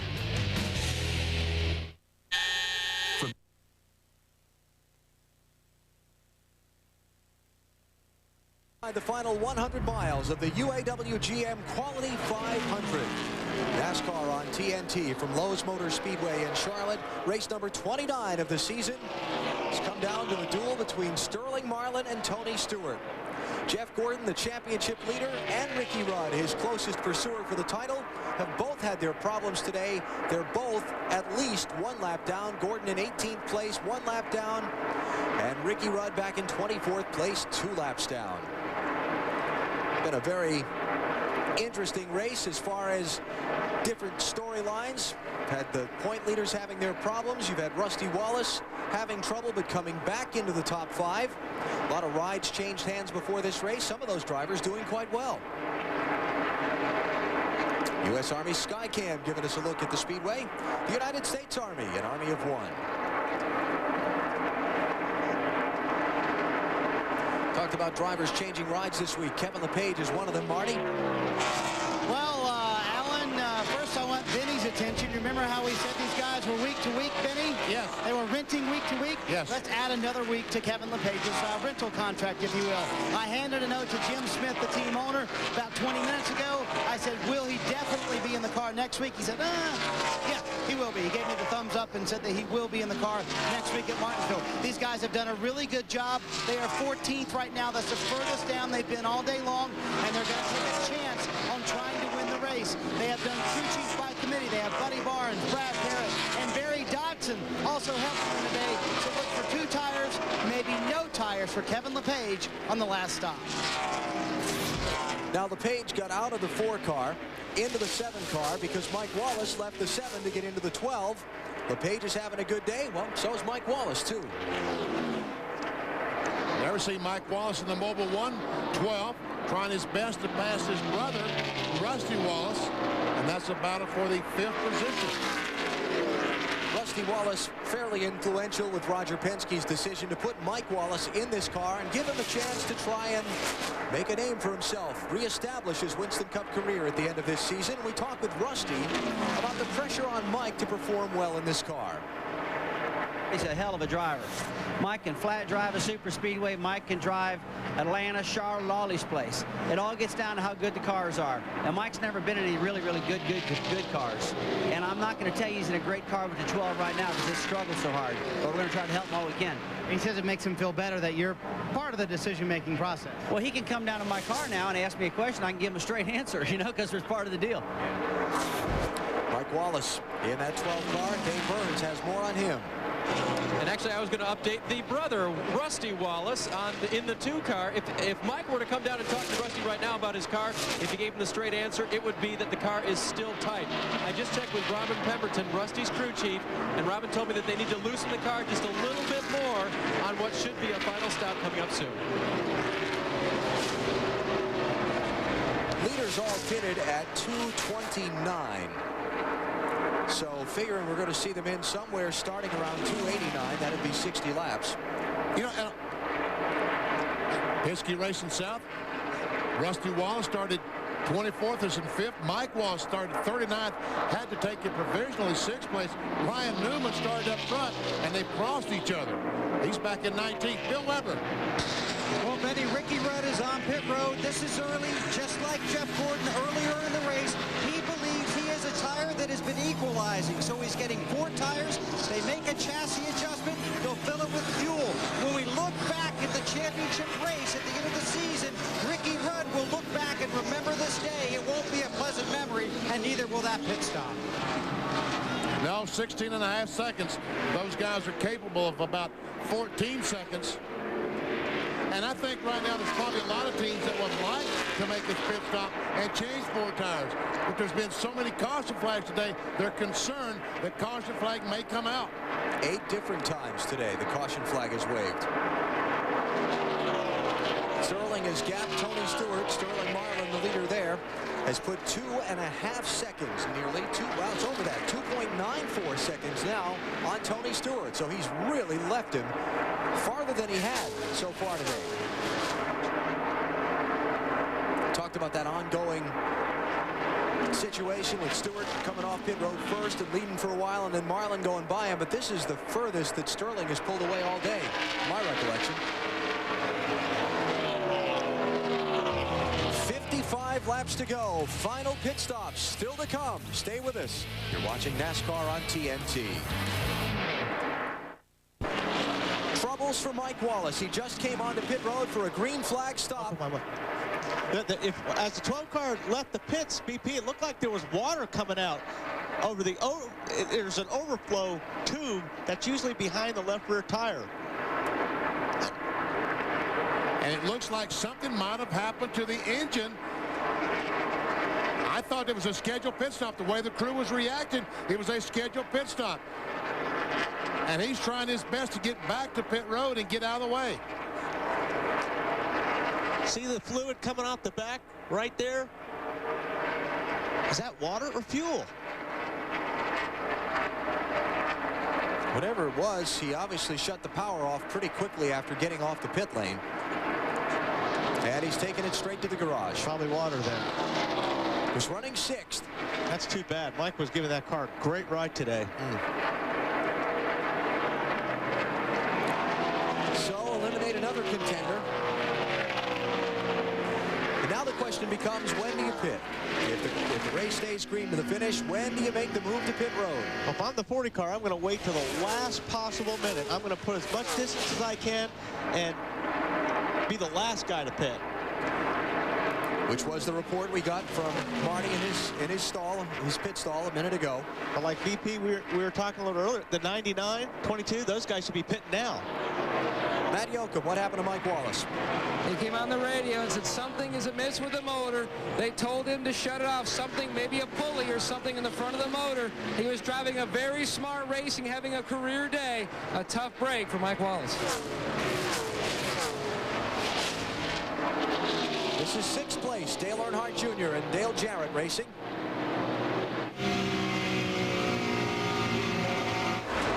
So far, Dale Jarrett showing no ill effects from the concussion and broken rib that he suffered last weekend at Kansas City. We can't sit on the racetrack in his performance anyway, but my guess is he's not feeling 100% right now. He'll be feeling it tomorrow morning. Yes, he will. Ill effects. Ill effects.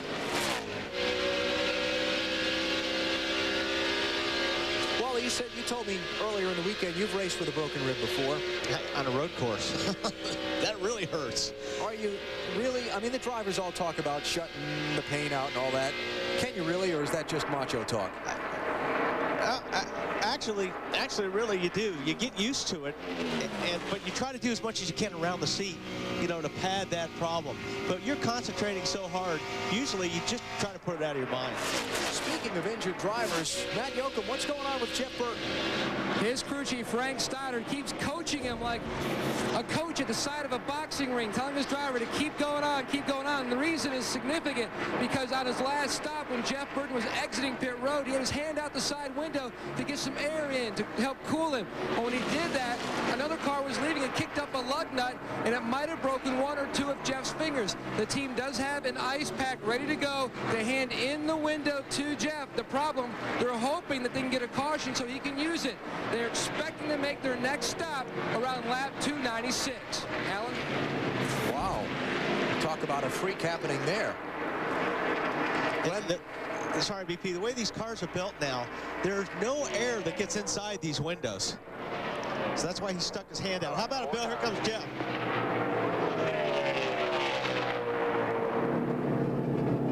Jeff Gordon on pit road here, working lap 291. This should be their final stop. Has not been the day these guys have hoped for. Hoping to repeat as a winner here at Charlotte, where Jeff has won 4 times. Probably won't happen today. Routine stop, 4 tires. Gordon gets fuel, heads back out. It's been a challenge for those guys. But if there's any bright spot on the day for Gordon, the fact is it's been just as challenging, if not more so, a day for Ricky Rudd. And he's not going to lose any ground in the championship. Sterling Marlin just keeps continuing. He now has almost a 4-second lead on Tony Stewart. In fact, if the race ended now, Gordon's going to gain ground on Ricky Rudd. Tony Stewart will knock off 80 points, but he's still a good distance back. On board with Bill Elliott. Elliott is back in the 15th position, still on the same lap as Sterling Marlin, the leader. Oops, he's a lap down. That Sterling just passed him. Marlin out 4 seconds on Tony Stewart. And Rusty Wallace comes in from 5th place. What would be his final stop of the day, barring a caution flag late? Dave Burns. Rusty Wallace complained that the car was tight. Let's see what the crew does to adjust for that. They will pull a tearaway off the windshield. Remember last week, Rusty had trouble with one of those. No trouble today with his windshield. They put 4 tires on and only an air pressure adjustment on the 2 car. Marty. Kevin Harvick doing a marvelous job, Dave. He came down pit road running 10th. Remember, he only has 3rd and 4th gears, but the chassis is excellent, and those gears have hung together today. Burns. And Tony Stewart said on the radio, he apologized to his crew for not doing any better, but the car is just too tight in traffic. They will make a chassis adjustment. There goes the adjustment right now. Give him 4 tires. Matt? Jeff Burton is in. It will be a 4-tire stop. He was handed a bottle of Gatorade, which he throws back out the window, and the ice pack, which he also threw back out the window. He just does not have time to use the ice pack.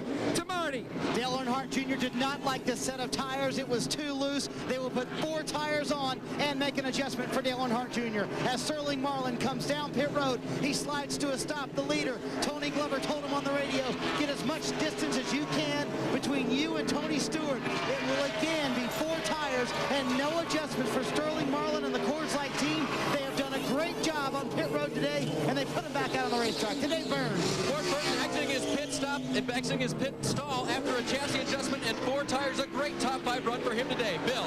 Bobby Labonte on pit road, defending champ of this race, getting 4 tires and fuel. No changes, waiting on the left front. Somebody stopped taking a long time.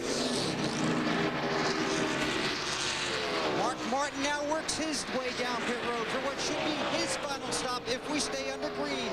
Half ton of air out of the right front and the left rear tires. Mark has had a solid run up at the front of the field, but hasn't been able to get to the very front of it, falling back at the last few laps. Now he gets 4 tires and fuel.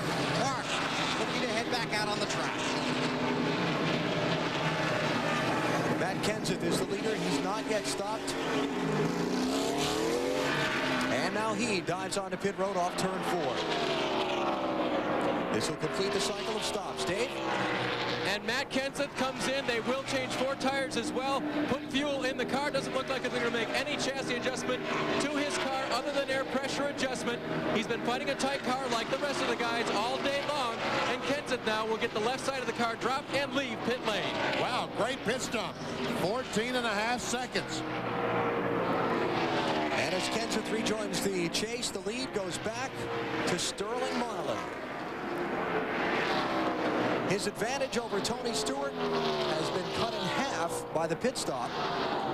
He had 4 seconds. He's got 2 now. But the story all day has been Marlin having to chase Stewart down to get around him. Marty? That's exactly the concern right now for Sterling Marlin's team. Tony Stewart not only cut the lead in half on the pit stops, but he is also faster than Sterling on the racetrack, just by a little bit, but he is faster than Sterling. But remember, as we've talked about all day, Alan, you just mentioned it, the longer they run, the better Sterling gets. If we stay green, they'll be in good shape. And the last thing Sterling Marlin needs is a caution right now between the troubles getting going on the restarts and the trend we just discussed. He's hoping for green to the checkers. Just inside the final 50 miles of the UAW GM-Quality 500 NASCAR on TNT from Lowe's Motor Speedway in Charlotte. Off of what are potentially the final pit stops of the race, Sterling Marlin's crew has held the lead, and he's moved out a little bit further away from Tony Stewart than he was when we went to the break. He's picked up about 3/4 of a second on Tony, so the margin now is about 3 seconds. Marlin certainly has been the standard bearer for the Dodge boys throughout this 2001 season. He's led 19 of the 28 races. He's got 8 top 5 and 15 top 10 finishes. And he has the distinction of being the only driver in the entire Winston Cup circuit to be in the top 10 in points after every race this season.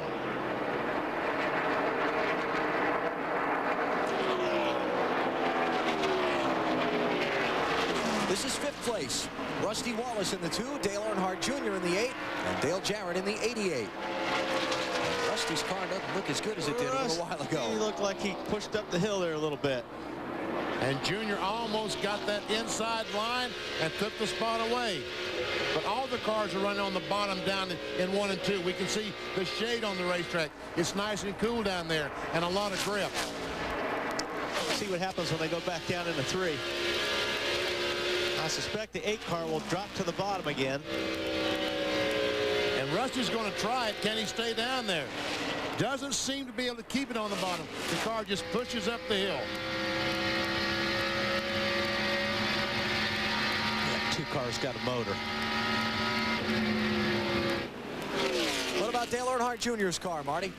Well, Alan, as we said earlier, his car was too loose, and this is a problem these crew chiefs have these days. They think that it was a set of tires that didn't work so well with Junior's chassis. So the crew chief's job is to make that decision.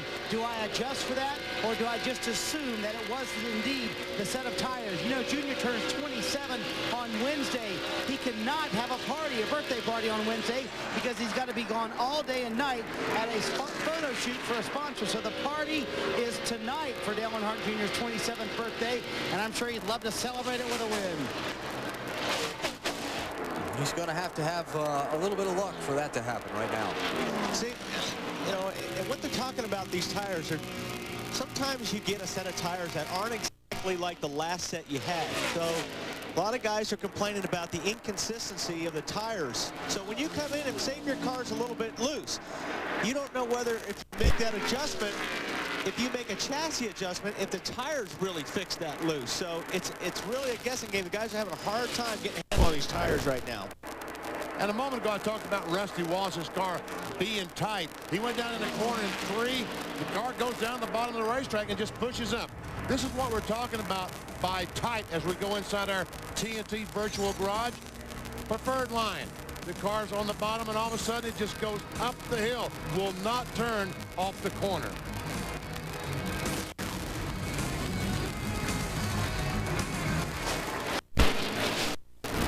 And still, the fight goes on between Wallace and Earnhardt Jr. with Dale Jarrett lurking right behind. That's for fifth position. Sterling Marlin is in command. There are 26 laps to go here in Charlotte. Marlin is the leader. He's moved out by another half a second on Tony Stewart. It's 4.3 now as we enter the final laps. Marlin looking for his second win of 2001. He won the Michigan race back in August, got Dodge its first NASCAR Winston Cup victory since 1977. Got him where he wants him, BP. He sure does. And now he's starting to pull away from Tony Stewart. Up to 4.5 second lead. Ward Burton is 10 seconds back in third. Jeff Burton is fourth. Dale Earnhardt Jr. has taken fifth from Rusty Wallace. Then you've got Dale Jarrett, Kevin Harvick, Mark Martin, and Jimmy Spencer. The rest of the top 10. Bobby Hamilton Jr. has just retired his car with an engine failure. Marlin has just put Ken Schrader a lap down. Bill Elliott has gone a lap down. Todd Bodine has fallen off the lead lap. And Tony Stewart has a very comfortable lead on the third place car, Ward Burton, of about 6 seconds. This one's been very competitive all day. It's a very interesting race throughout. For now, things have kind of settled in as Marlin is just really yarding the field. He's doing what to the field? Yarding. Yarding. Yes. Okay. Kind of like hitting a home run. Knocked it out of the yard. Marty, help me out here. I can't help you with that, Alan. That's pretty bad. No, he is doing a terrific job. How about that? They have been very impressive today. And you know the last time Sterling Marlin finished even in the top 10 at Charlotte was 1996. He's trying to get Dodge's third win of 2001. That is Felix Sabates, and he is here, and that is very significant because he still owns a part of this race team. The last time Felix saw one of his cars win in person, 1994 at Watkins Glen. Alan? All right, Marty, thanks. 17 to go. Uh-oh. 7 car looks like it's about to blow up right in front of the leader. Believe me, Sterling sees that. That's Kevin LePage, who's had a great run all day long in Jim Smith's Nations Rent car. Hate to see that thing go up in smoke short of the finish. That'd be a terrible disappointment for them.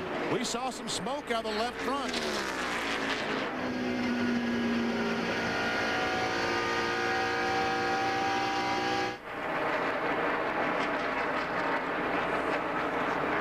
Oh, look at that. Not good. Not good. Looks like he's broken a shock. Yeah. And the left front just really going up and down.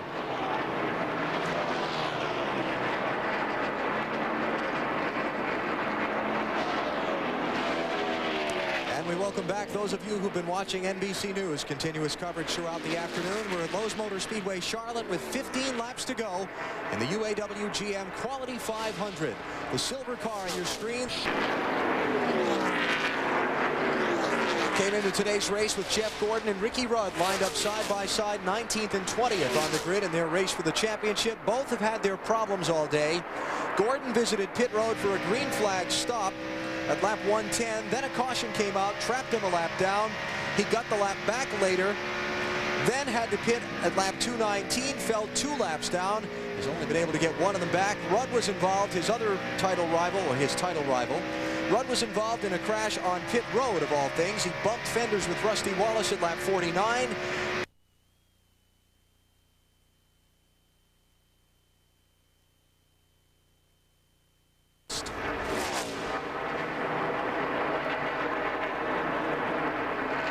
The story of this race has been one of Tony Stewart's pit crew getting him off the pit road first about every stop for most of the race. Marlin coming out close behind him, and the farther they ran under the green flag, the faster Marlin got in relation to Stewart. Going to be a frustrating finish for Stewart. Dave is with his crew chief. And so it begs the question, Alan, with 25 laps into this run, why hasn't Tony Stewart been able to make some ground on Sterling Marlin? He's actually lost ground. Greg, why hasn't he picked up any ground at the start of his run? Well, we freighted up that time there, and it was a little bit too much, so I think we gave up the edge that we had on the front side, but we didn't have much choice. We had to try to do something. And I think Sterling got through traffic a little bit better than we did. We're kind of breaking even on lap times. Home Depot Pontiac run good. Tony had to go to a wedding yesterday, so he never made a lap in this car in racing practice. My little buddy Mike McLaughlin got it in for us yesterday, and I owe a lot to him. He did a great job getting this car pretty close for us, and we've just been tuning on it to get it to Tony's style. We've been giving up a little bit on the long run. That's normally where this Home Depot Pontiac is good, but I don't think we anticipated the sun being this warm and the track temperature being what it is. So we come out of here with a second place of the circumstances that we had to dealt with yesterday. I'll be pretty proud of everybody here. Well, there's the answer, Alan. They changed the car going for the win. And you could tell earlier when we were on board on the in-car camera, Tony couldn't quite get after the gas. You watch, we're going down here in turn 3.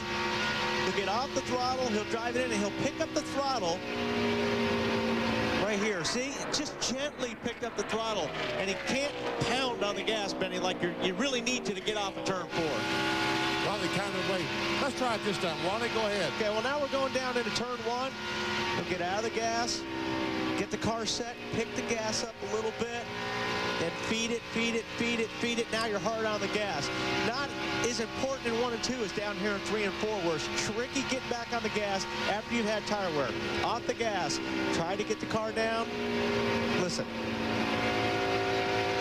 See how gently he gets on the gas? That's because he's got no rear grip. You got to really baby that throttle when you get in it. The shadows across the racetrack down the front, now into turn 1 and 2 as the autumn sun gets a little lower in the sky. Does that bother you behind the wheel?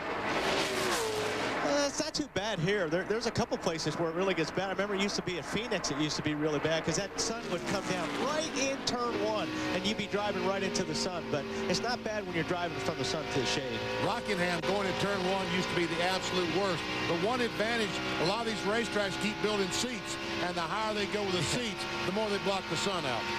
We saw Kevin LePage's 7 car smoking a little while ago. Had a spoil in the end of a good run. Marty, what's going on there?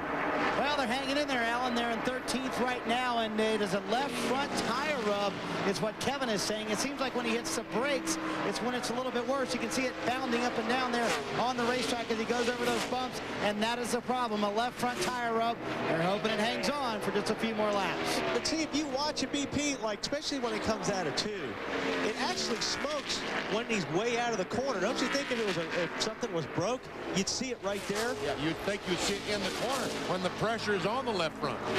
There's where it smokes. He's on the straightaway. Now he goes over the bumps here real hard, and it almost stops smoking. It's a mystery. I have no idea. Alan? What are you asking me for? Every time I say something, you say, well, what do you mean by that? I just don't understand some of the words you use. You guys are picking on me. He's yarding along, though. That's right. No, he's not yarding. Sterling Marlin, however, is. His lead has gone up to 6.2 seconds on Tony Stewart. And as you can see, less than 5 laps to go. And I think the Sterling Marlin now is backing off and just kind of riding and waiting for the checkered flag. And he still is running as fast as Tony Stewart. On board with the race leader. He mentioned he had some problems with that headpiece right there, that piece that holds the helmet. He was having a hard time with his peripheral vision. He couldn't see the cars to the right. A lot of guys run that same headpiece, but they run it a lot wider, and they actually cut a hole like right here so they can see through it when there's a car on the right-hand side. But he didn't need to see anybody. Been up front all day. Casey Atwood there. 3 to go. Don't take no chances. Glover is the master of the understatement. Tony Glover, team manager, been with Sterling Marlin a long, long time.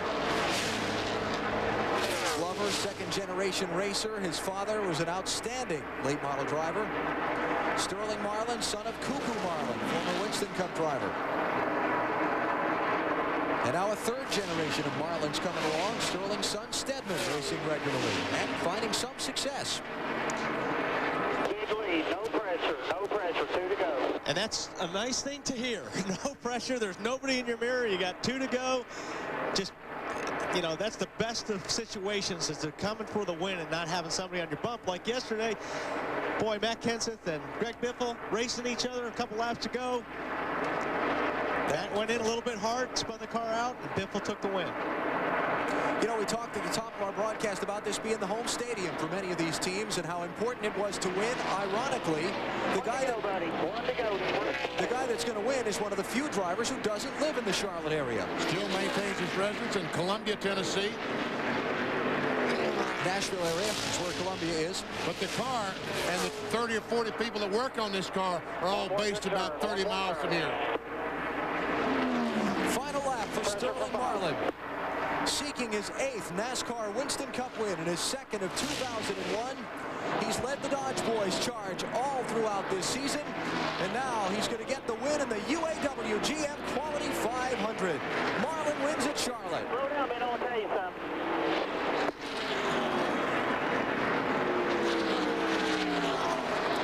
There's a race for position to the checkered flag. This is 4th spot. Oh, Junior gets a little bit loose off the 4. 99 cannot capitalize on it. Junior takes that spot from Jeff Burton in the final lap. Marlin wins. Tony Stewart 2nd, Ward Burton 3rd, Dale Earnhardt Jr. 4th, and Jeff Burton 5th.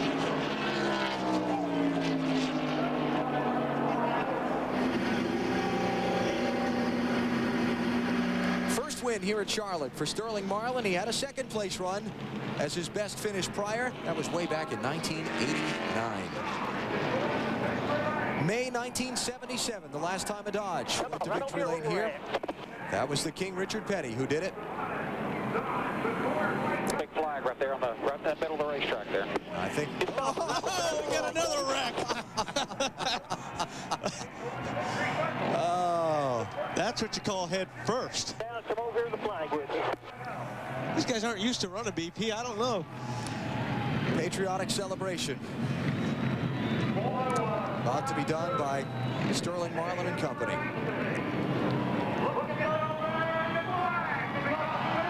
Felix Sabat is there.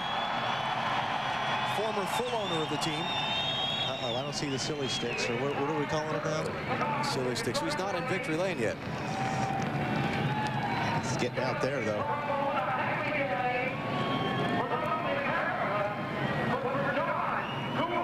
When Sterling gets to victory lane, we'll talk with him. First, we'll take a break. Marlin has won here in Charlotte the UAW GM-Quality 500. We'll come back in a minute.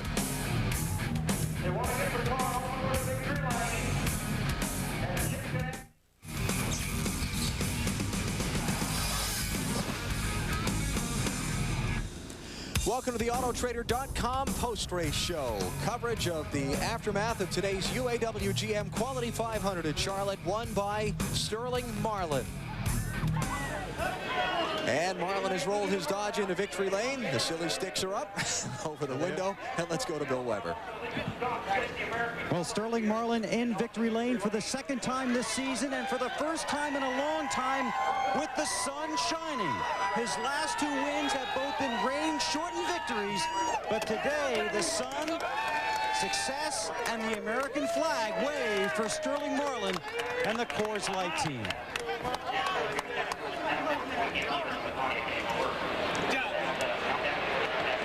Tony Glover coming in. You stay here a second. Congratulations, and congratulations to you. There's a phone call. Chip. Who's that? Thanks, Chip. We're doing victory lane. Thank you, man. That time go. Thank you. Yeah. Okay, thanks. Okay, here's Felix. Thank you again. That wasn't collect, was it? I hope not. It's Felix's phone. Hey, did Tony Glover tell you halfway through this race this is the best car you've ever had? No, I tell you, this old car here, we've won Michigan with it, and it's run top 5 every race. It just runs real good, and I felt like yesterday evening we had a real good car. And just be patient and keep the fenders on it. It was good on the long run, and Tony's good on short goes, but I'd like to thank all these guys on the Coors Light Dodge team. They've done a great job, and it just feels good. At one time, you just blew by that 20 car, Sterling. Yeah, we got a couple sets of tires were a little loose, and it took us a little while to get to him, but all in all, it's a good car. I think Goodyear for some great tires is real consistent all day, and it's all these guys in their hands. You know, you're an out-of-towner. You won the home game in front of the other guys. Yeah, I know it. I've won some Busch races here at Charlotte and some Winston Opens, and I've always run good here, and I never had much luck in the Cup race here lately, but put everything together today. Motor ran great, and great crew chief. It's good. Lee McCall. Sterling, a lot's gone on around the world today. Does it mean something special to you to carry that American flag around this track in front of these fans? Yeah, I was going to carry it around the track, and NASCAR wouldn't let us. Made us come in here, but we needed to get them guys, and thoughts and prayers with everybody in the armed forces overseas, and man, get them guys. Congratulations. Thanks. Okay. Sterling Marlin in victory lane at Charlotte. We go to Matt. And the beaten and battered 24 car, if you can still see the decal, the number on the side, has found its way back to the garage. Jeff, what happened to the side of that car? That was after the checkered. I believe the 18 and 26 weren't too happy with one another, and I was just driving by them and got caught up in it, but it was a pretty wild day. you know, on the racetrack all day for the DuPont Chevrolet. But, you know, I don't know what happened. We were up there. I think we came in one time and got caught, you know, in the pits, or we just come out and the caution came out. So things really weren't going our way today. We had a pretty good car, but then we just had a couple sets of tires that didn't match up for us. I don't know what happened to them. One equalized, and the next set just was real tight. So, you know, we fought back, and it wasn't the kind of day we hoped for, but, you know, Ricky Rudd didn't have a great day. So points-wise, it was a good day for us, but that's not the way we want to do it. We want to battle with him, and I'm sure he'd like to do the same battle with us for wins out there. How frustrating the inconsistency in the tires. We've heard a lot of people talk about that today. You know, I've had very good sets all year that have been extremely consistent. All through practice, we've had good sets, but I tell you today it was a handful. I don't know what was going on there, but I sure do hope we get something figured out on it. A frustrating day, but still a 16th place finish, 5 spots higher than the 21st place Ricky Rudd. To Dave. And Matt, Tony Stewart has not won yet here at the Lowe's Motor Speedway, but I expect him to soon. He finished 3rd in the spring. He finishes 2nd today. But Tony, you guys were obviously trying to get your car right to catch the 40, and instead you got further back, eh? They were really good today. I mean, Sterling and everybody at Chip Ganassi Racing did a great job. But I tell you what, I owe a lot of thanks to my crew today. You know, they kept getting us out in the lead on pit stops, and that's what we had to do to keep the Pontiac in clean air and get it to where, you know, we were getting a good enough air to get the downforce that the Dodges have. They're tough to beat right now, and you know, we're gonna have to do something because our bodies are starting to get tired on the downforce side. But you know, we had a great day. You know, we led a lot of laps today and got into form here. So you know, not bad for a guy that missed happy hour yesterday. And we haven't caught up with him totally, but no reports of any tire problems today. Marty? Well, Dave, 4th for Dale Earnhardt Jr., and thanks for slapping me in the face with the water bottle. And what a day for you. I mean, you had the vibration, you had the motor problem, you had all kinds of things going on in there, didn't you? Yeah, I think every car we got vibrates sometime during the race, but I'm not sure whether that's normal, whether all the drivers have that. And I had that one last week that ended up sending me in the wall, and I was kind of weary about that, and I kind of felt kind of the same thing. But, you know, what are you supposed to do until it gets bad enough to where it worries you to death? But you got guys like that chasing you back from behind. Yeah, we were lucky to get Jeff at the end to pick up an extra spot there for some points, but he got caught up in some lap cars and stuff. It's a good car though. We blew a motor in practice yesterday. We didn't get no practice, and we had to guess on the setup, and I was really upset and kind of ticked off this morning with my guys, and we kind of come together and just tried to get through this weekend, through this race, and ended up with a good finish, and everybody's really happy now. So it's amazing what a 24 hours will do, but we left the spark plug wires off in practice yesterday that messed the motor up, and then pieces were falling off, so we didn't get any practice. So we just learn from our mistakes. But during the race, we had lug nuts left off on a pit stop. It sent us to the back, and I passed some cars, and we had some great pit stops to get us back up front. We were a 4th place car. I thought we had a 3rd place car, but Ward worked around his car to get his car running faster, and I'm really satisfied and happy with what we got. We needed the points. All right, have fun at the birthday, kid. There you go. Dale Earnhardt Jr., 27 on Wednesday, comes home 4th here at Charlotte. Man, what a weekend that was. Now, here's what Jeff Gordon was talking about. Bobby Labonte and Jimmy Spencer finished 10th and 11th, respectively. Spencer drives up. I don't think he knew Gordon was there. I'm not sure. But Spencer doesn't back off. He continues on to go up and talk to, well, I guess he didn't go up and talk to Bobby. He put a little crease in the back bumper when he came across. Got me. Yeah. More details to be determined. Final results of today's UAW GM-Quality 500, second win of 2001 for Sterling Marlin. 37th to 5th for Jeff Burton. Dale Jarrett, despite the broken rib. And Rusty Wallace, what a comeback for that team today to finish in the 7th spot after their problems on pit road. Pole sitter Jimmy Spencer finishes 11th. We see 12 cars on the lead lap. Kevin LePage, first car, 1 lap down. Jeff Gordon, point leader in 16th place. And there's Ricky Rudd in 21st. So Gordon will gain a little bit of ground on Rudd. Opportunity missed today for Ricky. A lot of drivers failed to finish this one. 11 cars out of the race. That's a very high number. Huge number anymore. Mike Wallace had a terrific run. He will finish 34th today. Late engine failure on his car. 8 caution flags for 40 laps slowed the event. 9 lead changes among 19 drivers. Now, let's go back and look at different ways crews can celebrate a win, shall we? Let's. This was Richmond a couple weeks ago. Oh! Oh, be Sean Warren falls off pit road. Okay, now let's take a look. It's this guy right here. Let's watch him. Oh! He got tripped by a snake. Watch his head. Oh! We're back.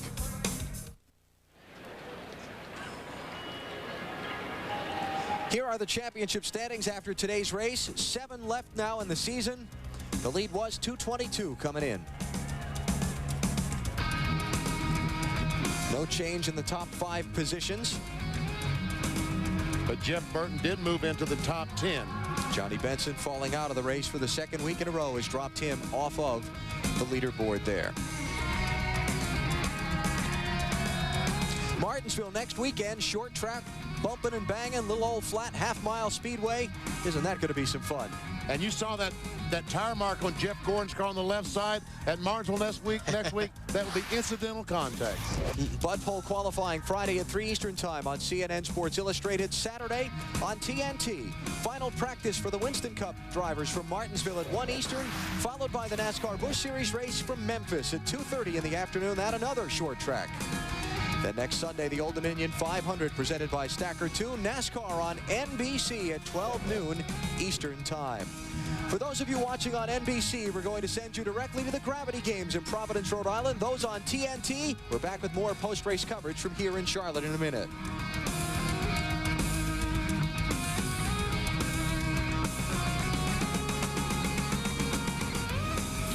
And we continue here on TNT with our Autotrader.com post-race show from Charlotte.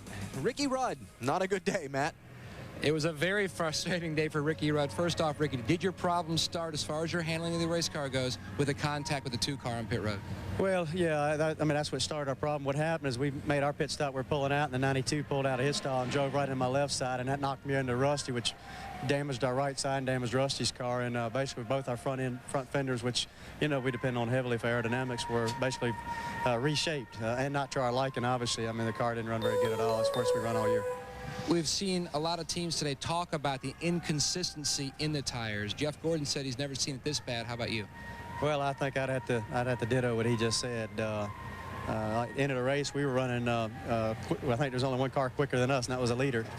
And right before that stop, we were like 3 seconds or 2 seconds a lap slower, which was about the last place car. So I've never experienced it. I don't think anybody here has ever seen it to this degree, especially when you go all year and you have consistency like we've had, and all of a sudden you come to one racetrack and it just, everything you've ever known goes out the window.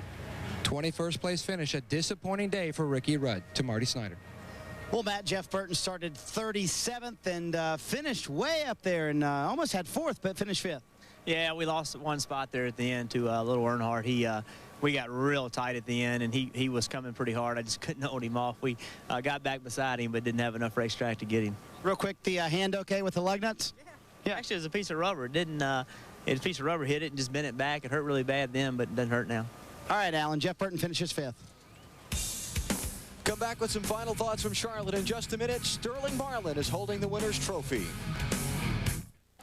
Coming up next on TNT, it's Law and Order. Stay with us for that. Great day here in Charlotte. Sunny, crisp fall afternoon. Pretty wild action on the racetrack. Jeff Gordon, the championship leader, and Ricky Rudd, his title rival, both encountering their problems today. No troubles for Sterling Marlin, though. He rolls to his 2nd win of 2001 and a star-spangled, stumbling victory celebration.